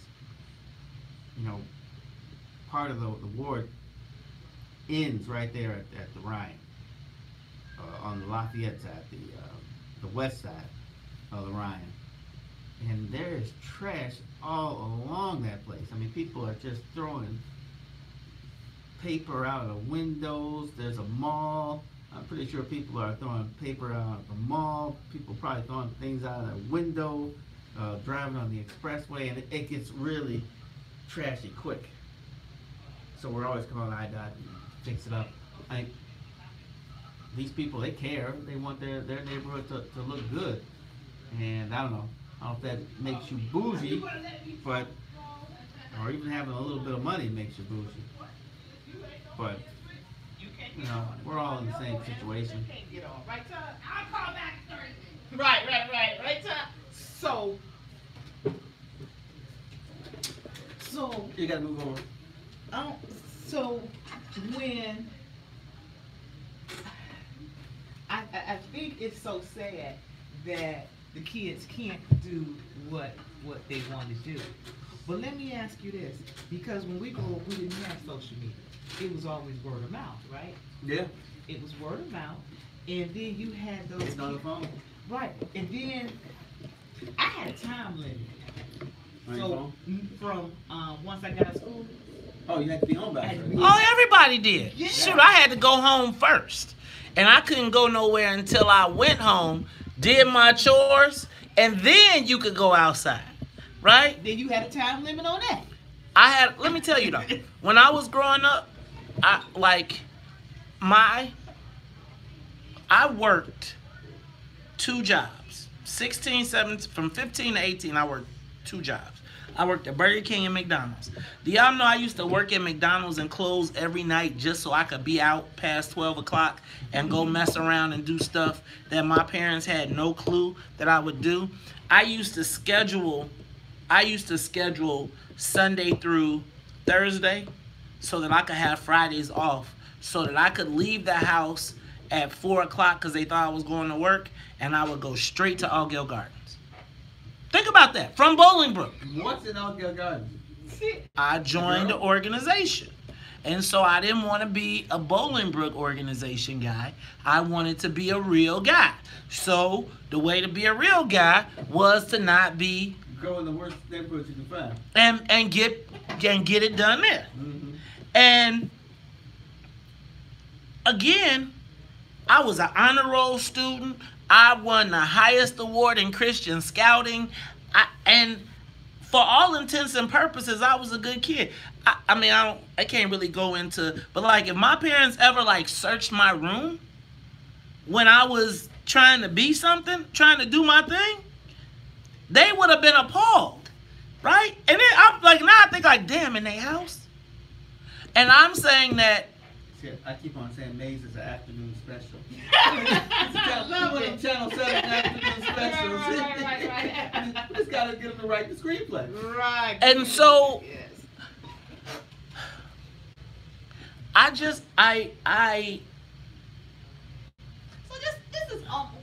these are Can somebody tell me where the kids go though?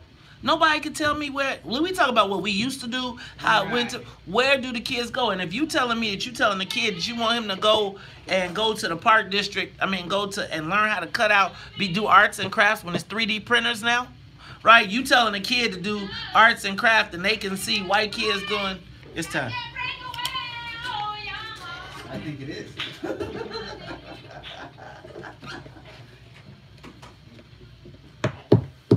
Me, my man, and me. Oh, young hearts, you'll be true. You're a fool. I want you. Bum, ba, bum. I love you. Bum, ba, bum.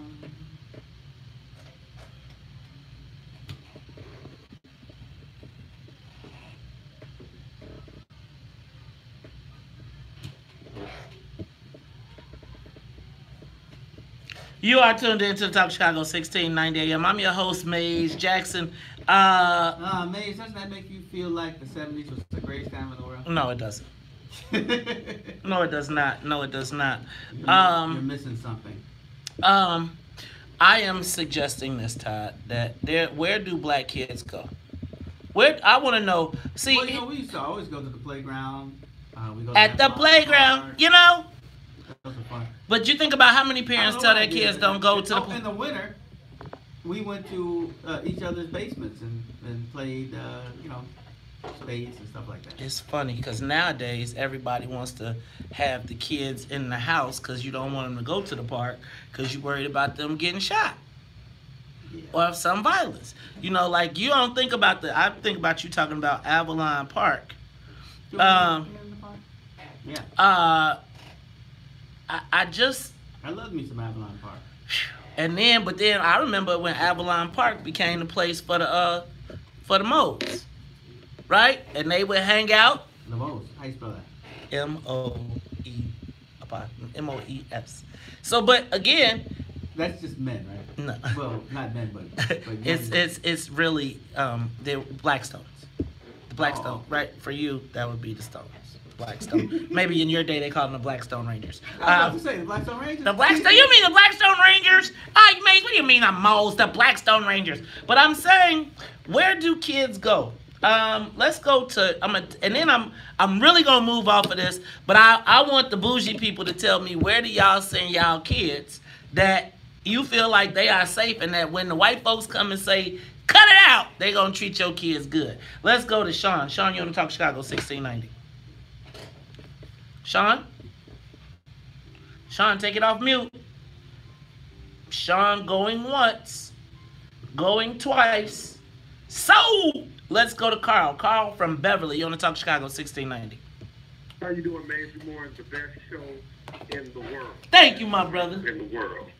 Well, look, I'm that guy. Okay, so kids went to St. Barnabas. Oh God! Hold on. Carl, that's your rival. Carl, wait. First of all, I'm a CK dude. Yeah. And let me just tell you, going to St. Barnabas, even on the basketball team, they ain't had no black people, man. So where they had my son, they had one. Okay. Go ahead. So look, kids went to Maris, kids to Mother Macaulay, all of that, St. Rita, all that. So look, first of all, kids don't hang out outside anymore. When I was growing up in the 70s, I'm in my 50s, we hung outside. I'm from the west side originally. And so we went to Ronnie's Steakhouse and went downtown and went to Alex, we went to the Oriental Theater, stuff like that. They don't do that. Kids today, they got activities planned. So they'll either go over somebody's house, or they're going to the Beverly Arts Center, or they're going to the show out in Chicago Ridge Mall, or they're going to theaters in Crestwood, or they're going, if they're playing activities, they don't just walk around with one guy with a bike and three kids walking around and hanging out in the park. Not over here. You can drive them down here. During the week, you not see kids congregating outside. People have their kids in dance. They have the kids in structured activities, so they're dropping them off or they're driving to these activities. And when they want to go places, they meet up with friends in cars and they do things. But they're not just walking around hanging out together. Kids are not interpersonal like that anymore. They're on the Nintendos and PlayStations and Xboxes, and when they go outside the home and to interact with students, it's usually in something structured. They're just not just hanging out. Not over here. You don't see that over here. I'm gonna tell you what I see over there, though. You know what I think about Carl, and I got a son over in Beverly, but both of my kids were over in Beverly, so I agree that there's a lot more structured activities for our kids, and we put them in cars. But you know, I always think about that police officer that was beating up that black kid on the way home from school. I think about what I think about when our kids are walking to and from school and they got to walk through the gauntlet of the white kids who ain't necessarily loving them. And Carl, it's like we make a sacrifice. Let's be clear. You make a sacrifice to live in Beverly because you also trade some of the you know, you got to tell your kids, hey man, don't step on that cop's lawn because he will shoot you. We trade the safety in Beverly and the perception, but I still don't think that it makes our kids safe once they get outside of our purview, and not even safe in Beverly, because if your kid happens to walk across Western and go into those stores and somebody decides they want to chase them, it's not just Chicago police, it's Chicago, it's Oakland, it's all of them piled up on them. Well, can I say one thing, maybe? Yeah. Here's the other thing too. A lot of the kids over here, they have multicultural friends. So their safety also is the fact that they're not walking with an all-black crew. And I think because of that, the reverse racism on this, when white cops see white kids and maybe Hispanic kids and two black kids and maybe an Indian kid, they walking together, they don't bother them as much. Now, I would say you're right. If you just saw 3 black young males walking down Beverly and they walk across the line, a phone call may come in and say, oh, something happened. But typically, again, a lot of you kids will typically going to these different schools, they don't just have all black friends. They have a multitude of friends. I had all kinds of people at my house. Hey, Carl, I have a whole bunch of people I used to have a whole bunch of people at my house too, but it's not the ones that are the integrated ones. It's the ones that moved over there to stay separate. Hey, man, but I'm going to tell you what, Carl, I'm going to have to catch up with you. You're going to have to invite me over for a drink at one of them parties so I can see some of them multicultural. So you make sure you put me on the list. You'll smell the vegetables on the back because we're all vegan over here too. Man, you invite me. You don't be having that many white people at your barbecue if it's vegan. You know they be eating everything. Right. Hey, Carl, you the man, bro. I appreciate you calling. It's the Talk of Chicago 1690. When we come back, y'all, I promise we moving. We're going to talk about Rahm Emanuel and his tenure here in Chicago. Okay, but let me tell you, that what he's talking about in Beverly is what a lot of black people moved to Beverly for. But the challenge becomes is that when your kid becomes of age, like it's all good when they cute. My son was great when he was cute and little. But now that them daughters is up in the stands clapping for him and cheering for him and being like, oh, Mazon, different world. And when they see, they liked you as kids. But I'm going to tell you, even on the sports teams, like our kids have to go through other stuff. Like I'm telling you, and St. Barnabas, let me just tell you. St. Barnabas, I want to say the alderman is the coach there. Y'all, I am going to tell you that the most racial experiences I have had have been in playing in the Beverly and the South Suburban Loop. I done heard more niggles and had our kids called every kind of name, and even the white kids get it. And so the white kids in Beverly get it for playing with the black kids. So when they get a chance to get away from them, they do what they can to prove to the rest of the white kids in the neighborhood that they white and they ain't Ringles lovers. Go ahead. The brothers who were accused of being in cahoots with Jesse, and now they're suing Jesse's attorney. You want somebody home for that? Yeah. Okay. I want the attorney or the brothers. You want the brother's attorney? I want the brothers or the brothers' attorneys. Okay. But again, a lot of black people feel like they've arrived when they moved to Beverly. I'm going to tell you, there was a time that I felt like we had arrived when we moved to Beverly. And there's a lot of black people. Where'd you live in Beverly? I lived on 91st in Claremont. 1 block off of Western. Oh. Right? Oh, you really were in Beverly. Like, not North Beverly. No, Beverly. You weren't in Black Beverly. No. And if you ask people from Beverly, ain't no Black Beverly. There's like, when they be talking about we're North Beverly, they be like, no, that's not Beverly. That's not Beverly. Beverly is where the black people can't come in. They got one way in, one way out. But I used to be one of those people that thought that there was a sense of pride living in Beverly. And I'm going to tell you, I love the fact that my kid can go outside and ride his bike and run around that whole neighborhood, and shootings and all of that is the least of his problems. Right. So that's a baseline. I feel like we should have that baseline in all of our communities. And the fact that the reason that I want him to live in Beverly is because he can walk around the neighborhood and ride the bikes and go anywhere and stay. As long as he stays in that little area, he's shooting safe, right? He's gang-free safe. Now, let's be clear. They have different forms of gangs in those areas. All you had to do is ask Stanley Moore about what happened with Matt O'Shea and the Joyces and all them chasing them home from school when the first black people moved over there. And the white boys click up in a different way. Like, I'll tell you, I went on a field trip for their D.C. trip at the beginning of the year to Washington, D.C., and you could see, like, where they were all kids together, like in 1st through 6th, like they started to separate in middle school. And then like when the Laquan McDonald and all of that and the Trump and all of that, they have completely separated. So now you got this core of black kids. It's like 5 black kids in 8th grade. They all stick together all the time in Beverly. Now, if had I not been on that trip, I would have been like, oh, my kid is good in Beverly. He goes to the school, they blah, blah, blah. When we come around, they're all clapping. And then you watch and you see how the kids act. You see how the parents act. Like, you could even see, like, I was glad I went because the parents treated the kids differently. Like, all the white kids was on the trip. They could have any souvenirs, anything they wanted. If I wasn't there, the black kids would have just been on that trip by themselves. Like, walking at the back of the crowd. I was like, nah, y'all gonna get in here. Y'all gonna we gonna have everything that everybody else got. It's like when you live in those neighborhoods, your kids are victims of benign neglect. And then you find the one white kid that's cool or the few white kids that's cool until they grow up. And let me tell you, you wanna know when the white boys really start tripping? When they sisters be in love with they boys. And they be like, wait a minute. I'm just telling y'all.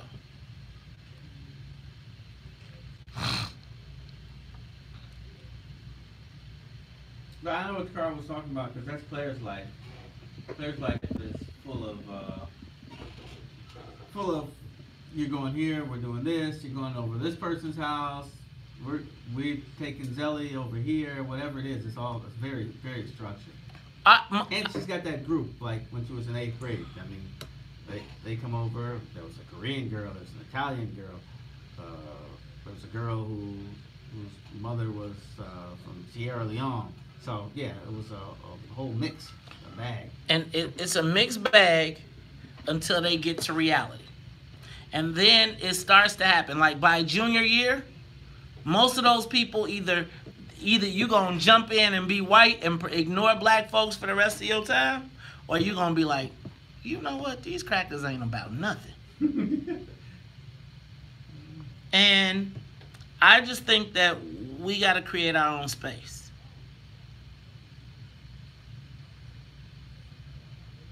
Somebody was talking to me about the thug life and the appeal of the thug life.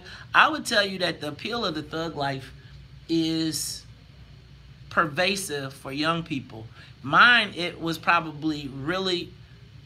just wanting to be tough and escape the thing of my parents.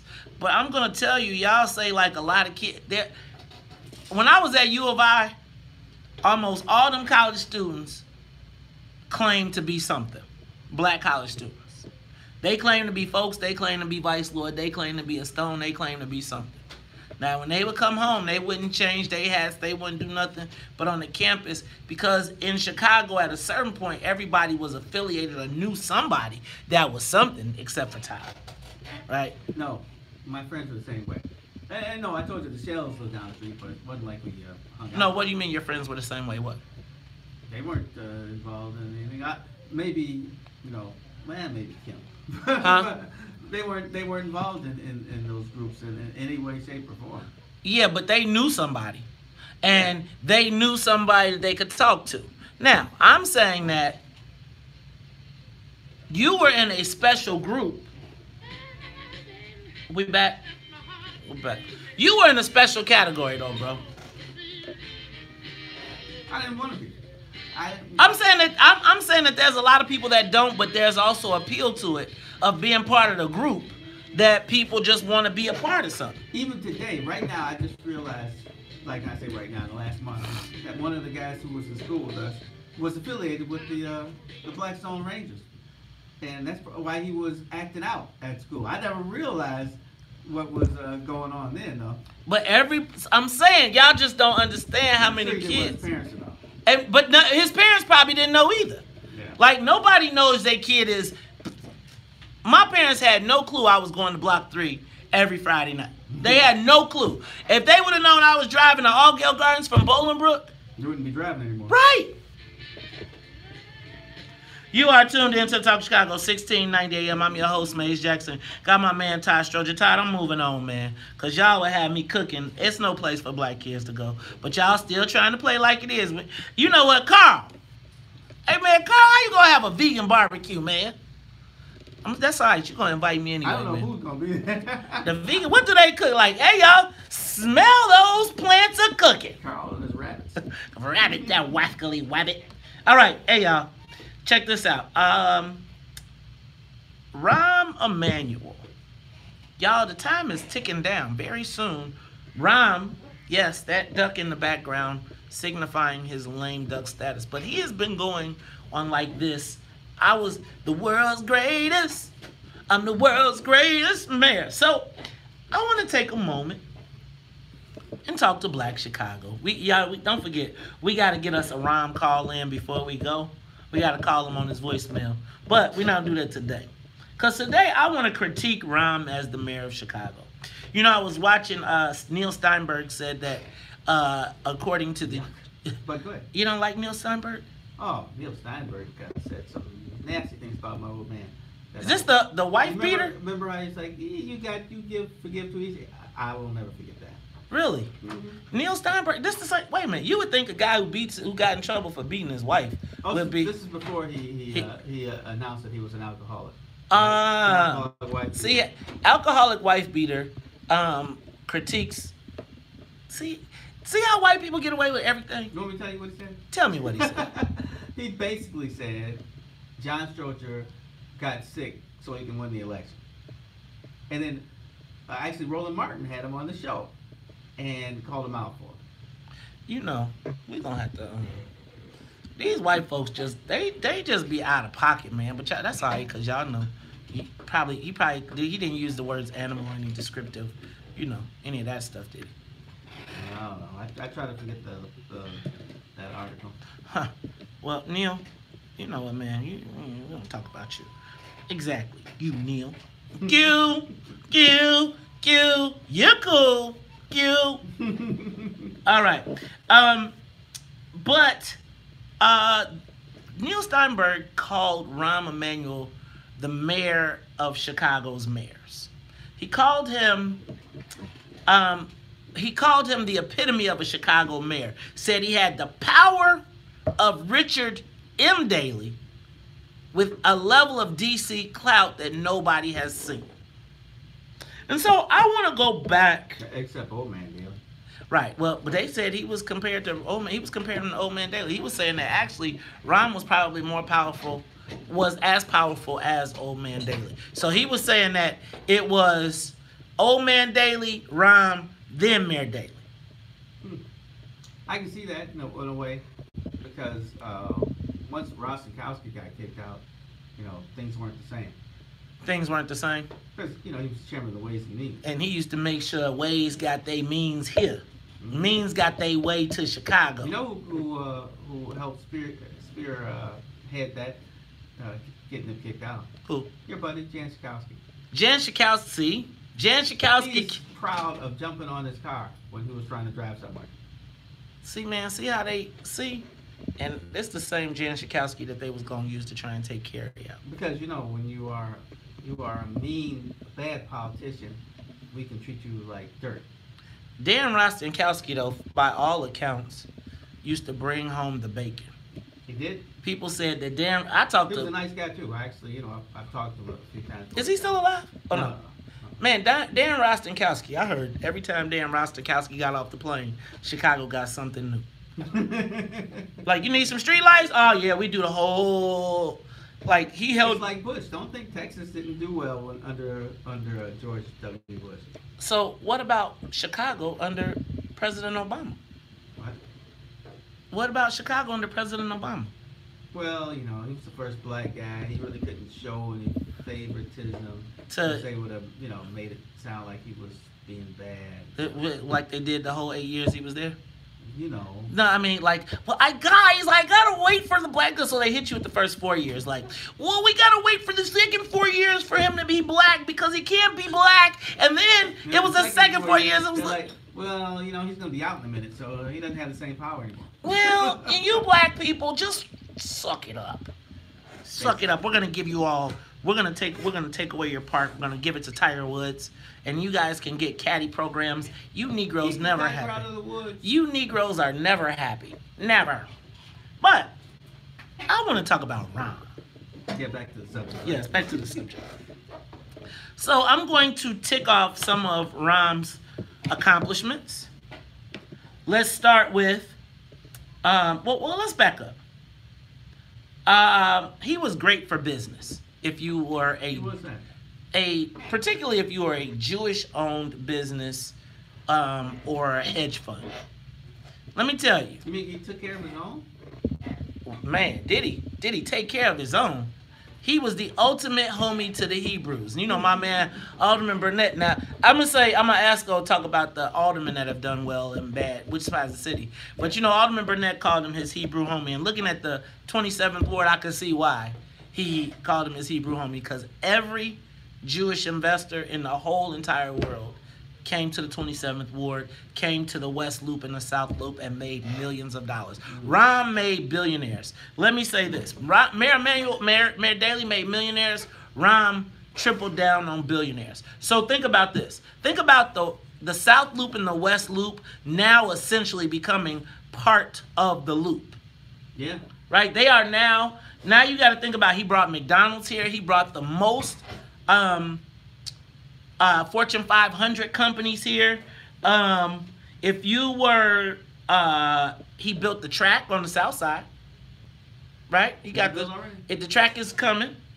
Shout out to Conrad Worrell. He made Theaster Gates the premier black developer and top ambassador for the city. University of Chicago, man, they got the Obama Center. And you know what? The black elite, they did well under Rahm Emanuel. You know, like you know what the problem with that was, though?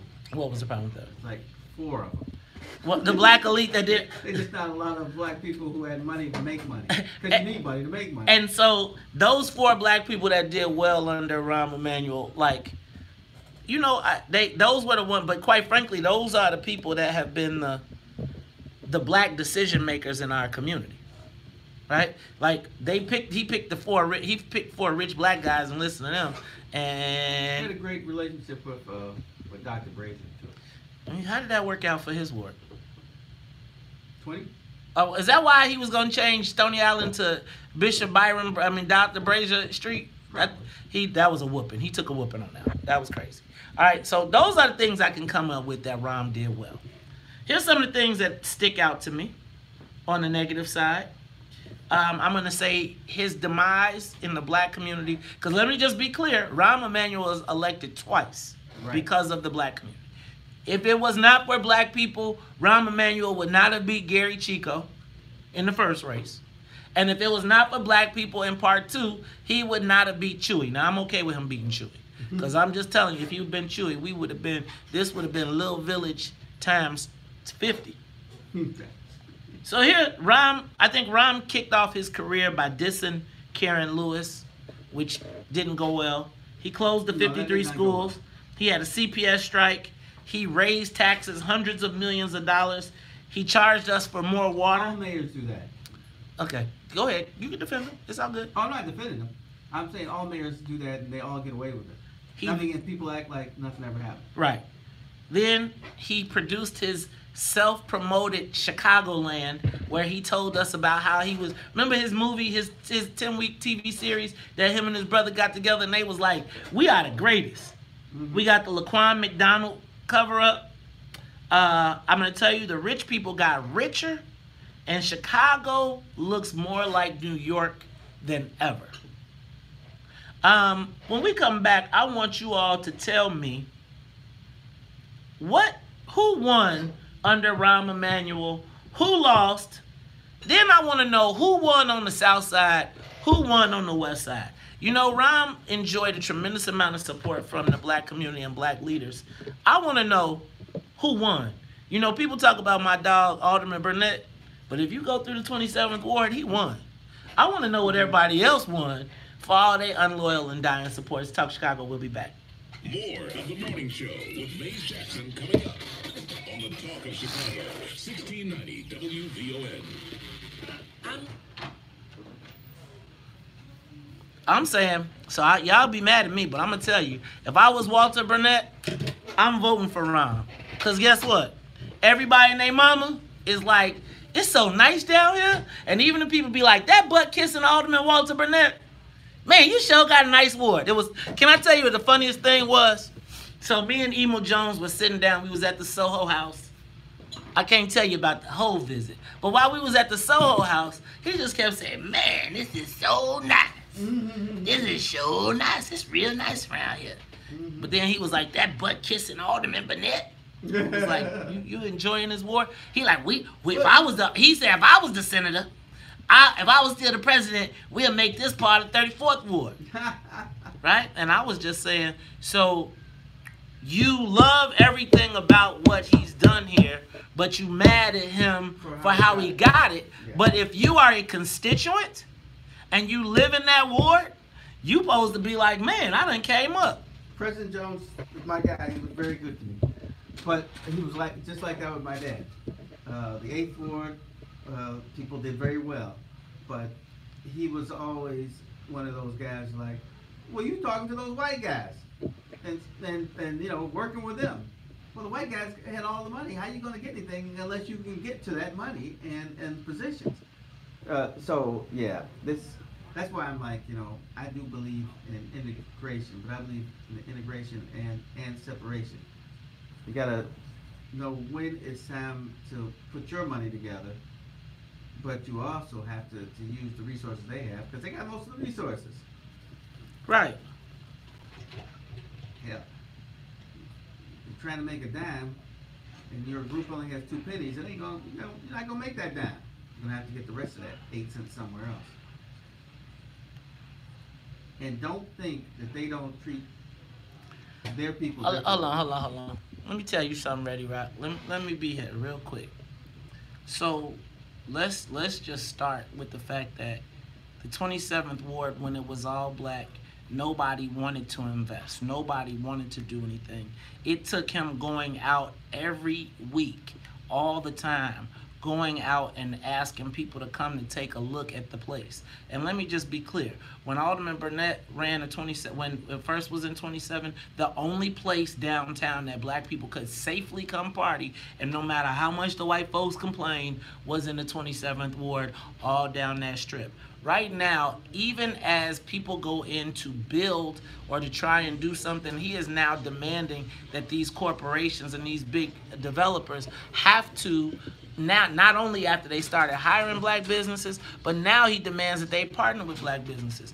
It's like Alderman Burnett's work did not come from Rahm Emanuel. Alderman Burnett's work came from Alderman Burnett working his ward. And then once he started developing the ward and it became hot, then everybody from New York came and wanted to do something else. But the ward was already hot before Rahm. It just took off nuclear and they decided to invest. You know you can't be talking about my boy.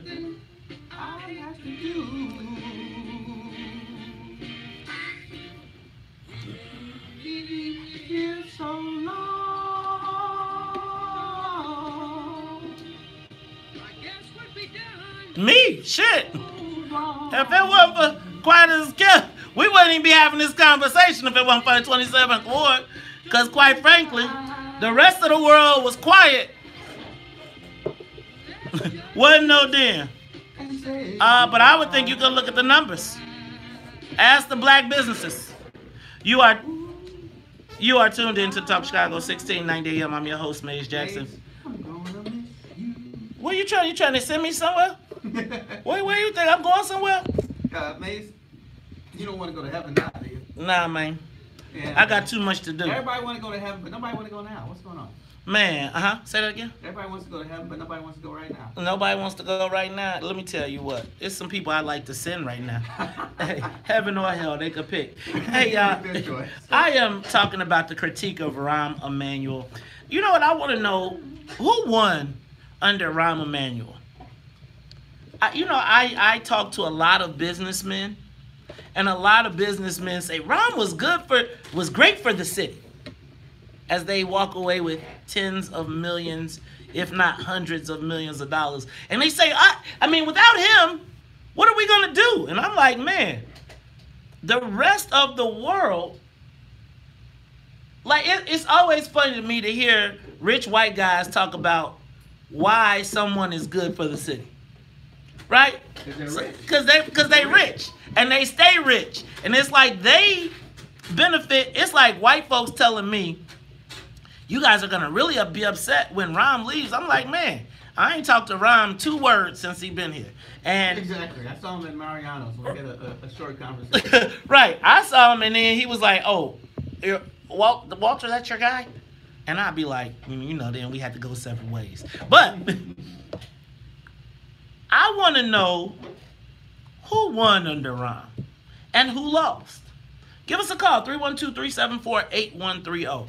Y'all know I'm an unabashed supporter of my dog in the 27th Ward. That's my dog. That is my guy. But it's like I try to tell people that if you have an alderman, people like, you kiss butt, you better. But if you have an alderman that has a relationship with the mayor, he takes away some of the begging and fighting you got to do for your own stuff. Right. Right? If you got a relationship, then you go get stuff. So I'll give you an example. He's a butler. Exactly. Your alderman is supposed to kiss butt. Your alderman is supposed to kiss butt. Because let me tell you what happened. Or he's supposed to fight, but understanding that when you fight in a non-political way, when you have personal fights, not political fights, you get nothing. Then you get nothing. Yeah. And so then when you say, well, what did I get? How come I didn't get nothing? I'm going to tell you, there has to be a balance. And it's funny to me because I watch people and they don't want anybody to collaborate or cooperate, but then I wonder how you get that. So why do you think that there was a $6 billion development? You think that $6 billion development, I'm not saying it was all good, but I'm saying, do you think that the mayor was fighting to push through a $6 billion development for somebody who MF'd them the whole time? No. Meanwhile, in the 5th Ward, you can't even get a grocery store. Now, just think about this. The 5th Ward, where Jackson Park Highlands, where South Shore, they bring in the whole Obama everything, you don't got a grocery store. And now you're getting a pick and save because they gave you that as the bow down move. Bow down and we can let you say in your campaign, you'll have a grocery store. Mm. See, I want to know who won, who lost. I'm going to tell you, the ward I live in, we won. We won. But I don't know. Like, there are other people who were 100% with the mayor. What did they get? Who lost? I'm going to tell you, I think Black Chicago lost.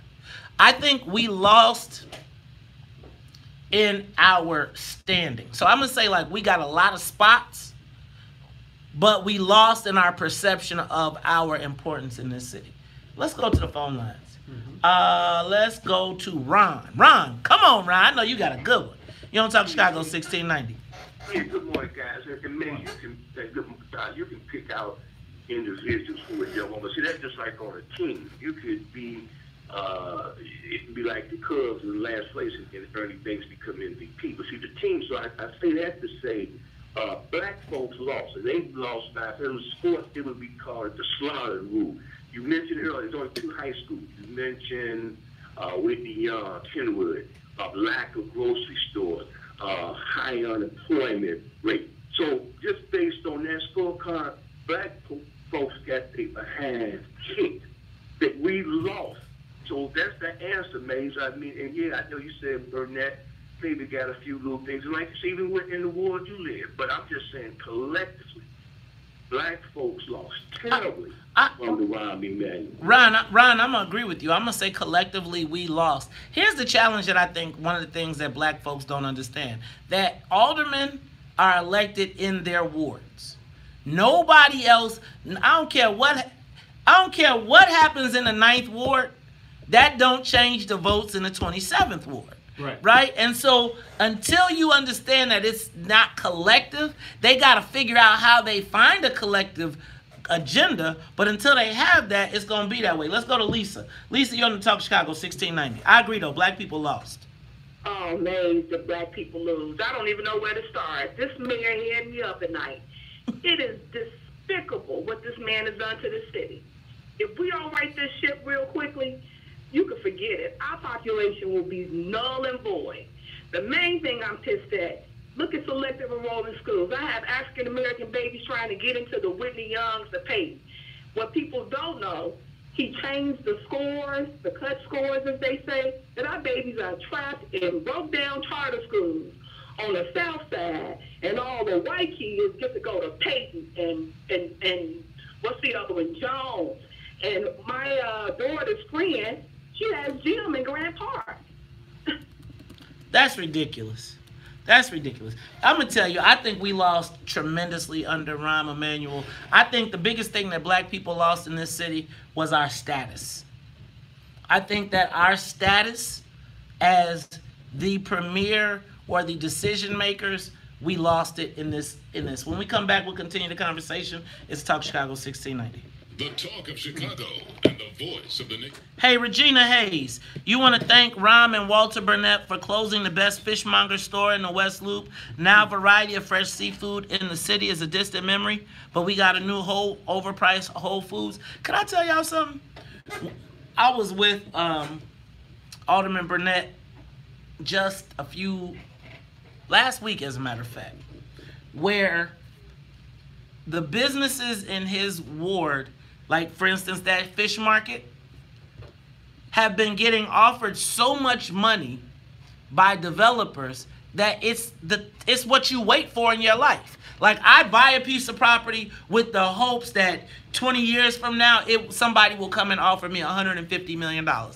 And when they offer me $150 million, fishmonger my ass. I am now going to move to a different place.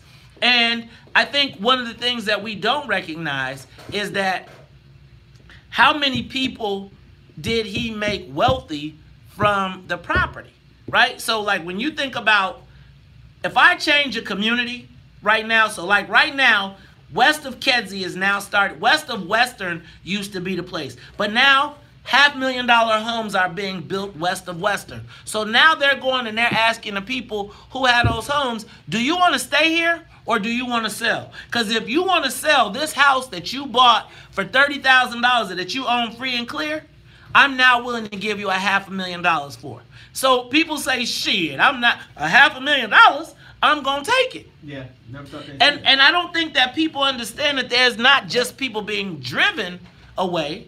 There are people who see it as their cash out and say, what I could do with $500,000 in Texas compared to what I could do in the south side of Chicago is what I'm going to do. Now, y'all know I'm going to always defend my guy just like I'm going to defend my team. And And yeah, there was a plan. There's a plan for the whole city. So the problem becomes, do you block the plan or do you try to make sure that we participate? Again, most of what we do seems to be to block and stop as compared to get in and participate.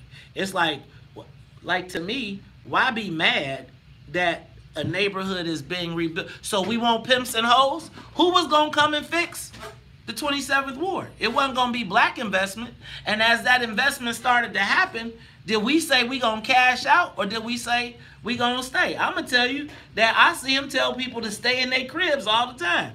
But people don't have the wherewithal all the time. And if somebody says, man, I'm giving you $500,000 for something I paid $35,000 for, I'm gone. Yeah, we all defend those we know. I'm just saying like this. Walt done put his name, money, reputation on the line for me. I can't say that for very few. There's very few people that I could say that for. And when a lot of people was watching me struggle, and when a lot of people was watching Madigan and them kill me or try to kill me, wasn't no lions then.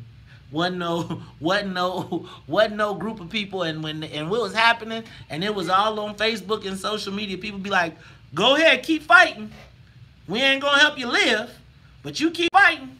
Feed your food. Bridgeport ain't saying Bridgeport either. If you ask the people in Bridgeport, they be like, we getting gentrified up out this mud. They are all leaving up out of that too. Right? Bridgeport ain't the same Bridgeport with the Carusos. They got a few sections of it. But when you look at Bridgeport now, that's all but like the whole city is getting replanted while you tripping. It's like... No. The whole inner rim is changing. It's not getting out to where I am. Well, actually, I take it back. I disagree with you, Todd. Because if you look at the areas around the Obama Center right now, so if you go to 79th, so if you go from 55th to... You realize I don't consider Hyde Park part of the South Side. But you're right. But you're saying that waves that are coming. But are you suggesting that South Shore is not part of the South Side? Are you suggesting that Woodlawn is not part of the South Side? Yeah, it is. Woodlawn, you got the University of Chicago part, yeah, but then you got... Woodlawn is part of the South Side, but it's being eaten up by the University of Chicago. But the whole city is being eaten up, if you think about it. Like, as the city becomes more popular to other people, they're picking enclaves and taking them. So, like, remember 2 years ago when Bronzeville was the hottest neighborhood, and now people are buying up all the stuff in Bronzeville? Now they're asking you for a 700 credit score to move into a place in Bronzeville. It's happening. So my mother's from the lower end. They didn't start building those bridges till everybody and their dog moved over there. So you think about, guys, I'm just saying, like, people come and see stuff that we don't see because we've been looking at it for so long, right? You look at Inglewood, like right now, the Latinos are taking over Inglewood because they like, look at all these big old houses. We could get this for $60,000. We've been saying, screw these houses. It's big old houses. They got some big old mansions with ballrooms and all type of stuff. Yep. We say we trying to get up out of Inglewood. The Latinos are moving in saying, I could buy this house 60 cash and own something. The plan is to get rid of Inglewood. Nobody's stopping it. It's like, but again, who got the dough? Let me tell you, if you look at Little Village, look at University Village, look at the Abla Homes, look at all the places where people, remember all of that stuff over back on Halsted used to be Jewtown. Remember? It was all terrible. Now, it was a shanty village at one point. And when it became something else, it's like, did we want it to stay Jewtown? It's okay. I'm saying that gentrification isn't bad. We just got to figure out how to be in it.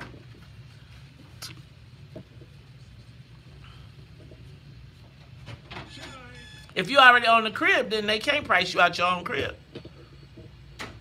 Taxes.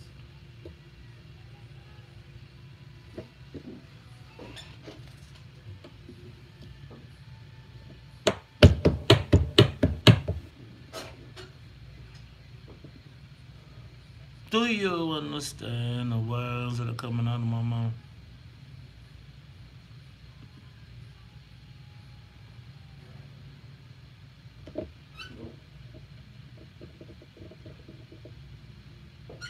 Bum stickity bump up a rup a dup rup a bump up. It's the fee-fi the folk.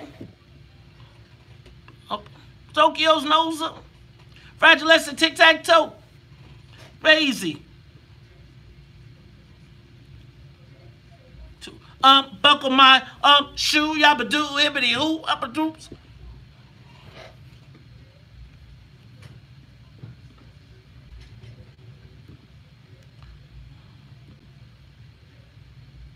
To my hip bone's connected to my thigh bone's connected to my knee bone's connected to my hardy, ha.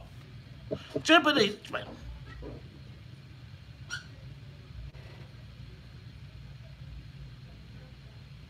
They want effects.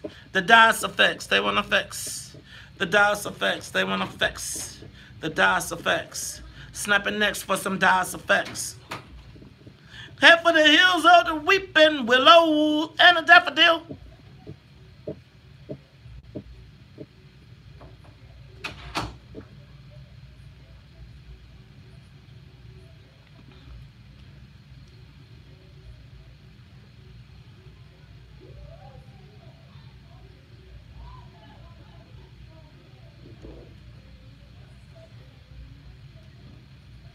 You are tuned in to the Talk Chicago 1690 AM. I'm your host, Maze Jackson. Got my man, Ty Strojan. Ty, we are... That was good. Wait, what you know about the DOS effects? I don't. That was really good, though. You like the DOS effects? That's hip-hop. I don't know about the rest of them, but I know that one. Ty, you know what I had planned? You stop telling me that's hip-hop. Man, I'm black. Everything's hip-hop. You know what? I'm gonna roll this into this conversation. So first of all, let me go back and I'm gonna ask y'all who won and who lost under Rahm Emanuel, particularly in the black community. I mean, I'm gonna tell you that when you look at this situation, black people are the reason that Rahm Emanuel was elected. There's nobody disputes that. Can't do it else. I'm gonna tell you that in the second race, I suggested that black people vote for Rahm because I was concerned that we would have Chuy Garcia for another 8 years. Now here we are, Rahm is about to leave. And I'm not sure what we got out of it as a black community. So I want y'all to tell me, what did we get from Rahm? Who won, who lost? Shauna, you on the Talk Chicago 1690. Shauna. All right, we're going to move on. Milton, you on the Talk Chicago 1690. Milton, so now Milton, you be holding on all that time, and you ain't gonna be there. Milton, you on Talk Chicago? All right, let's go to Rick. Rick, you on the Talk Chicago 1690. I live in Chatham, and my community lost. We had the head of the Black Caucus in there. He didn't really do anything. So I mean, you can go in Chicago. I believe we can go one or two ways on the scale. We can go towards Chirac, or we can go towards Shaikonda. We trended towards Chirac. That's what happened in our community. So what I think that out of Emanuel, we had a Chicagoan in the White House in his regime. We also had a Chicagoan we got nothing from it with that mayor, with this power block, for all the support. We really didn't get anything from it. All right. So that's my comment. Thanks, Rick.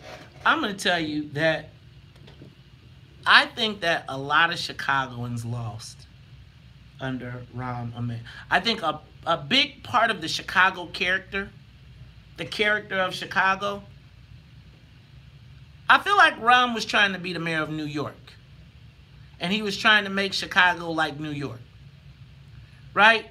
I think that what happened was when Rahm... They kicked all the poor people out too.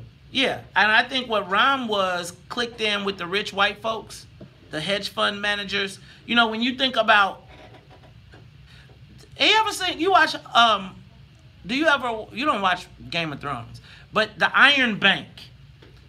If you know what the Iron Bank represents, the Jewish money community, in my estimation. And I am going to tell you that the people that did the best, in my estimation, was the Jewish community. Whether that Jewish community was from Chicago, New York, or LA. Big money finance groups made money. I don't know how many local millionaires or billionaires were created. You know, like Rahm was a national mayor, an international mayor, but I don't know what it did for most local Chicagoans. I want to know who won. Hey, how many Jewish people do you think are in the county? Not a lot, and they probably mostly in Highland Park. Highland Park and what's the other one? Highland Park's not in our county. That's Lake. Oh, what's the other one though? Glencoe. Oh, Glencoe. Glencoe. So I bet you it's a bunch of. But I'm saying like, I mean like, where do you think like think about people like Michael Sachs, multi-billionaire, running the government from behind the scenes, right. Deciding that he's going to now be the marshaller of black people, right? Like, I feel like Rahm chopped up the city and said, okay, you take these Negroes. And I think like Michael Sachs was the one who was assigned to the black folks. He was like, look, let me sprinkle a little cash around here. I'll make these Negroes dance. You want to see some dancing Negroes? Introduce a billionaire to the place. Don't give them too much. Just show them the money and let them think it's some potential. But think about it. Think about this guy who was Bruce Rauner's biggest donor, Ken Griffin? Yeah. Who was Rahm's boy? Ken Griffin. Yep, same old. Right? I'm asking who did well, who black did well. Because I'm going to tell you, there was a lot of black businessmen who stood for Rahm that are in front of us, and I don't even know if they did better. I mean, they got some titles, but what did they actually bring back to black Chicago? I want somebody to give me the black Chicago. What did we get out of Rahm Emanuel? You know who I want somebody? I want somebody to call me and tell me what we got. Let me go to Jeff. Jeff, tell me what black people got under Rahm Emanuel. Well, I wish I could directly answer that, Brother Mays. Good morning, but well, we got a sanctuary city and those that benefit from it. But other than that, I just see a few preachers might have, got to stand next to him and get whatever behind the scenes. So that's about it. Man. Dang. Come on, y'all. Y'all can do better than this. Y'all can't make this show this hard for me. Come on now. Somebody tell me. Okay. I know we got some Ramophiles out there. I know we got some people. Oh, but see, now don't nobody want to claim them. Don't nobody want to claim them? What did who won? What? Give me a black ward that won under Rahm Emanuel. Come on, Ty. I think the 8th Ward won. I think like when the alderman called, or sometimes the mayor would call the alderman and he'd say, "Look, we got 4 more blocks of streets we're gonna give to you," but I don't think any of the black aldermen won in the big fashion, except for, of course, like Walter, because he's right here in this pocket. But winning would be, there's a big development coming your way, and we're gonna figure out how to send TIF money there. Well, and nobody got that I know of. See, and it's funny because somebody just texted me and said Big Jim Reynolds won. Jim Reynolds always win though. Jim Reynolds always win though. But I'm saying, who won? Like anybody. Give me a black winner under Rahm. Give me a black winner under Rahm. Not a job, a winner. So think about this. Well, Jim Reynolds probably did win, and there probably were some other black businesses that did well. But when we talk about black businesses doing well, we're talking about like a handful. But the black businesses that do something for black people.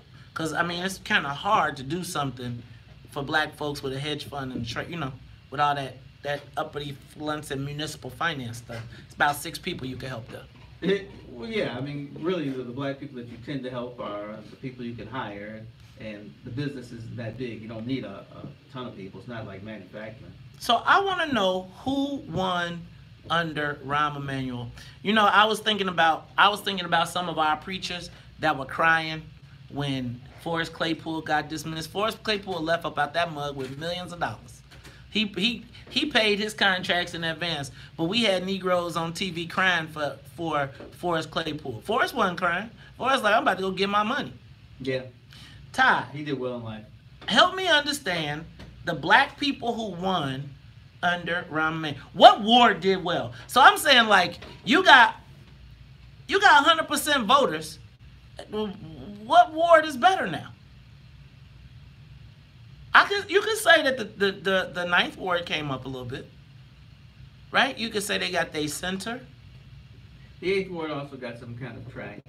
They got a track. Boy, you Negro. Shout out to Dr. Worrell. Dr. Worrell got that track with Elsie. But I think Gately Stadium has been redone also. So I just want to compare this. I just want y'all to compare notes. Because as we're struggling, I bet if you ask Brian Hopkins what he got, he'd be like, $7 billion, you suckers. You ask the 25th Ward Alderman what he got, and he was under indictment, and he got him a couple $1 billion. What y'all Negroes get? Let me go to the phone lines. Let's go to Kim. Kim, you under the Talk of Chicago, 1690.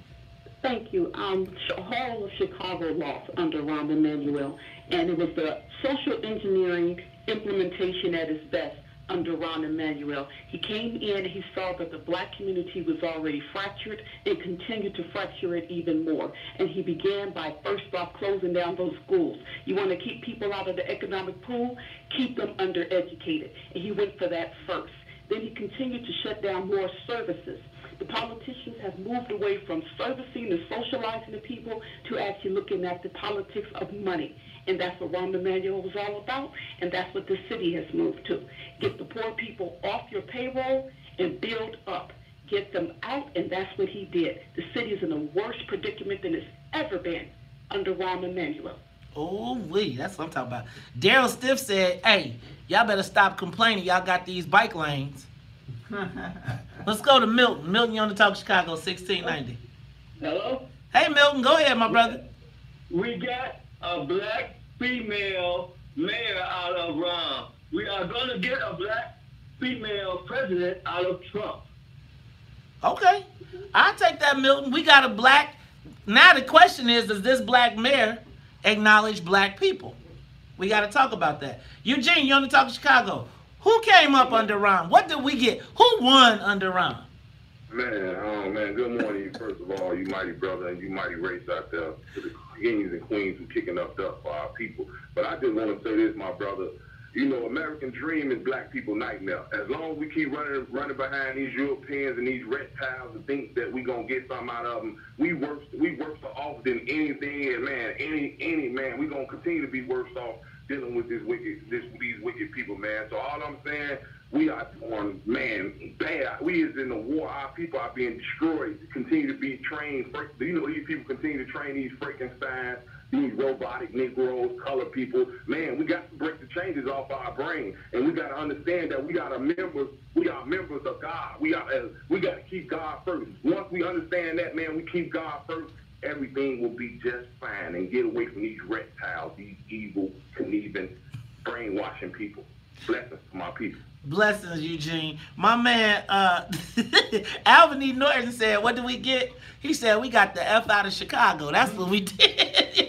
Y'all are tripping, man. All right, that's from the Lions Den. Let me go to Mama D, because you know Mama D already got something to tell us. Talk to me, Mama. Hey, we got shellac. Remember when Barack Obama said he got a little shellacking? Uh-huh. Well, we got shellac. Oh, shellac. We got shellac. We took a shellac.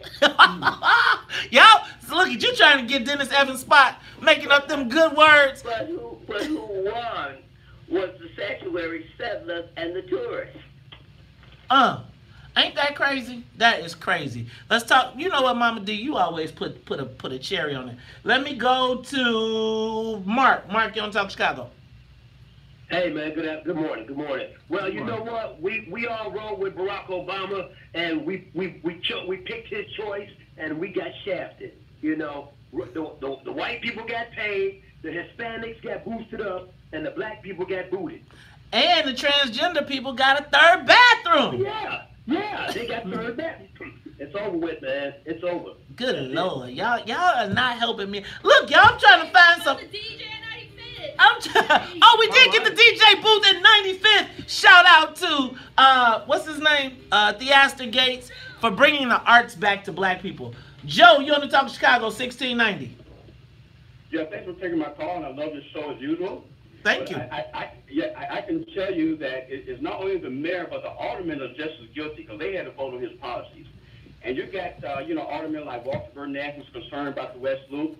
I think it's an insult to get the DJ booth on 95th Street. It goes by the saying that music soothes the savage beast, and we are not beasts. And I think that was an insult to have that DJ, the music going on 95th Street. But we are more towards, like the previous caller, Chirac than Wakanda. And thank you for taking my call. Thank you. I'm loving Chirac. Rahm Emanuel Shylacked us. Mama D, you know what? Mama D came up with, I want the wall. I want the wall. Now she got Shylacking. You know what? Same Shylacking. Actually soothes the savage breast. Savage blessed? Breast. Breast? Mm-hmm. B-R-E-S-T? Yeah. Oh, maybe I do like the DJ booth. Hey. Uh-oh. Y'all gonna be, look, we ain't gonna be able to get on the bus now, cause you ain't gonna be able to get on the bus or the train, cause they gonna be jacking it up. You gonna be trying to get downtown, and they're gonna be, Let me tell y'all what, I'm still trying to figure out what we got. Now check this out, tomorrow y'all, cause I had a really good one for y'all, but I'm gonna do a little bit more studying, and I'm gonna have Sonya find me a guest. You know what, we were talking about all of this disenfranchisement, but I don't know if you all saw that the Illinois Finance Authority gave multiple millions, almost $60 million to a newly formed white corporation to buy up houses and affordable housing on the South Side. And then on top of it, check this out. Then they waived all their taxes. And now, Todd, they're finding out that this was a fraudulent firm. Now, here's my thing. How did they get away with this? Because the white liberals wanted to come up with an answer that excluded black people. So what they did was they went all the way to Ohio and Florida to find some white people to sell the South Side of Chicago to. Almost 800 units of housing on the South Side sold to a white corporation that hustled us for all the money. I want to understand what's going on with the Illinois Finance Authority and how come the Inspector General ain't investigating that. How do you give away to a company that just was founded out of state to take advantage of our housing crisis?